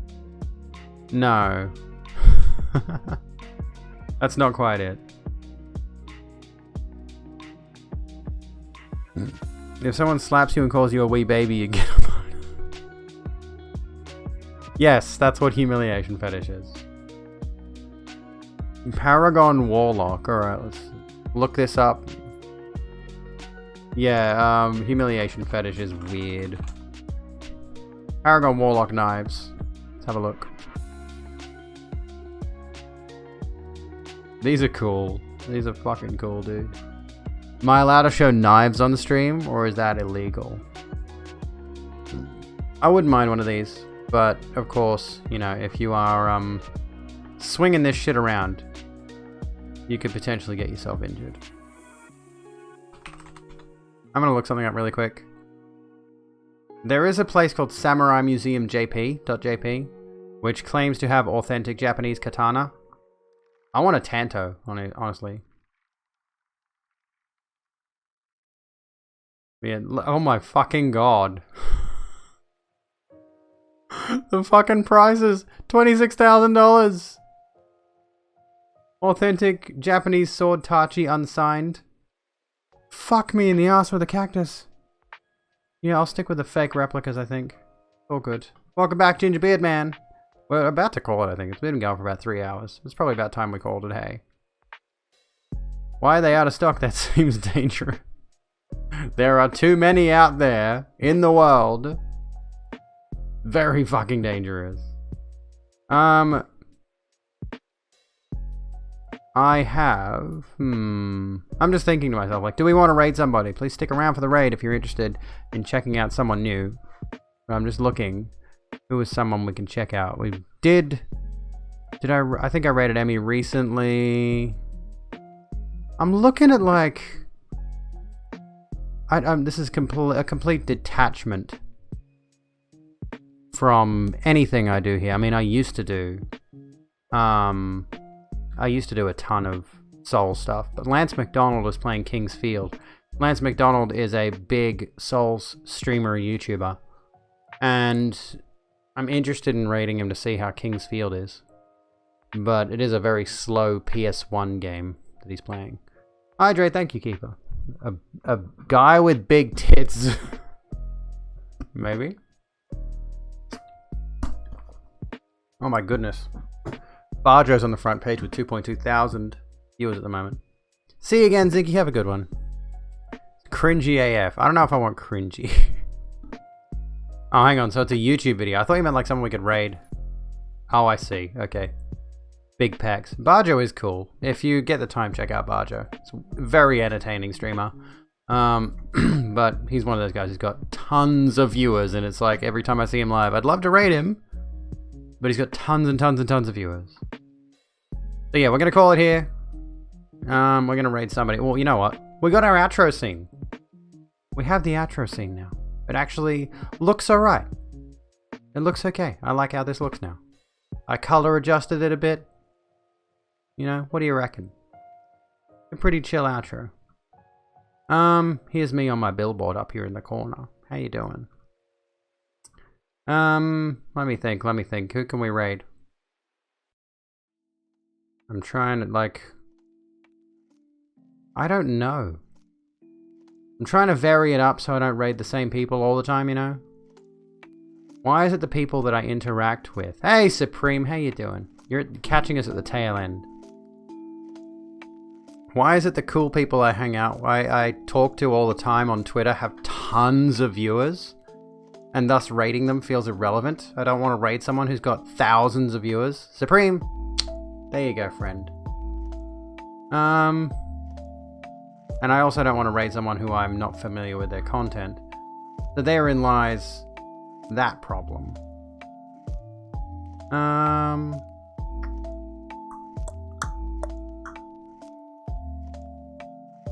Who do I go to? I mean, I want to say have we got any suggestions, but I prefer to make the choice myself. It's currently about 10 PM where I am. And reluctantly, regrettably, I ate a big dinner before stream. So I've had a ton of food, and I'm like, I shouldn't eat something else, but I feel like I'm going to. Have a great one, Kez. Have a bloody good one. Hope to see you again real soon. I will be live tomorrow night at 9 PM. For anyone curious, let's get this out of the way. I will be live tomorrow night at 9 PM, Australian Eastern Standard Time. If you have not already, please follow my YouTube, my Twitter, and my Instagram. Typically, you'll find me on Twitter, but you can also harass me in my YouTube comments if you want. And you can look at pretty pictures of me on Instagram. If you've not already checked out my latest video essay, you know, that's the main content on my YouTube channel called Cancelled. Please check that out. And I'm trying to think of whatever the fucking last thing that I would typically tell you to look at. Oh, we got a raid message now. You've been visited by the bitches bastards. You copy that if you want to. That. Oh my god. Okay, get rid of the enters between those. I don't know why it's done that. there. That's what it's supposed to say, but if you copy it, for some reason it ends up pasting them in an I don't know. I don't know. We'll figure that out as we go. You know, I'm running out of ideas. Did we raid someone playing Stardew recently? I don't recall, but Emmy is always a good sort. We like Emmy. She's lovely. Just playing Stardew Valley. Cozy Stardew Valley. I'm going to do a Stardew Valley stream soon. There is a new farm on there that I would love to play. So it's been a while since I've actually done a Stardew stream. Please stick around for the raid. Please say you've been visited by the bitches bastards. If you want. It's a weird raid message. I might change it. I don't know. It's a bit of an odd one. Can we brainstorm a better raid message, perhaps? I don't know. I feel like that's a thing we need to do because my raid message sucks dicks. I've got to stop using that term. No. Fuck. I'm in the fucking mindset now. God damn it. I feel like such an asshole. No. It's fine to suck dicks. Suck dicks if you would like to. Also, if you don't want to support me on Twitch with your sub, check out the Patreon. There's also coffee or support. What's the support function do? Oh yeah, there we go. Coffee or Patreon. If you feel like you don't want to commit to a full month-by-month subscription, you can give me a tip on coffee if you enjoyed the content. It's up to you, of course. We are rating and we suck dicks. We'll contemplate that one. Maybe not today. Maybe not today. At any rate, you've all been lovely. I have been Abby. And I will see yous all. I'm trying to find my scenes when I'm looking at you.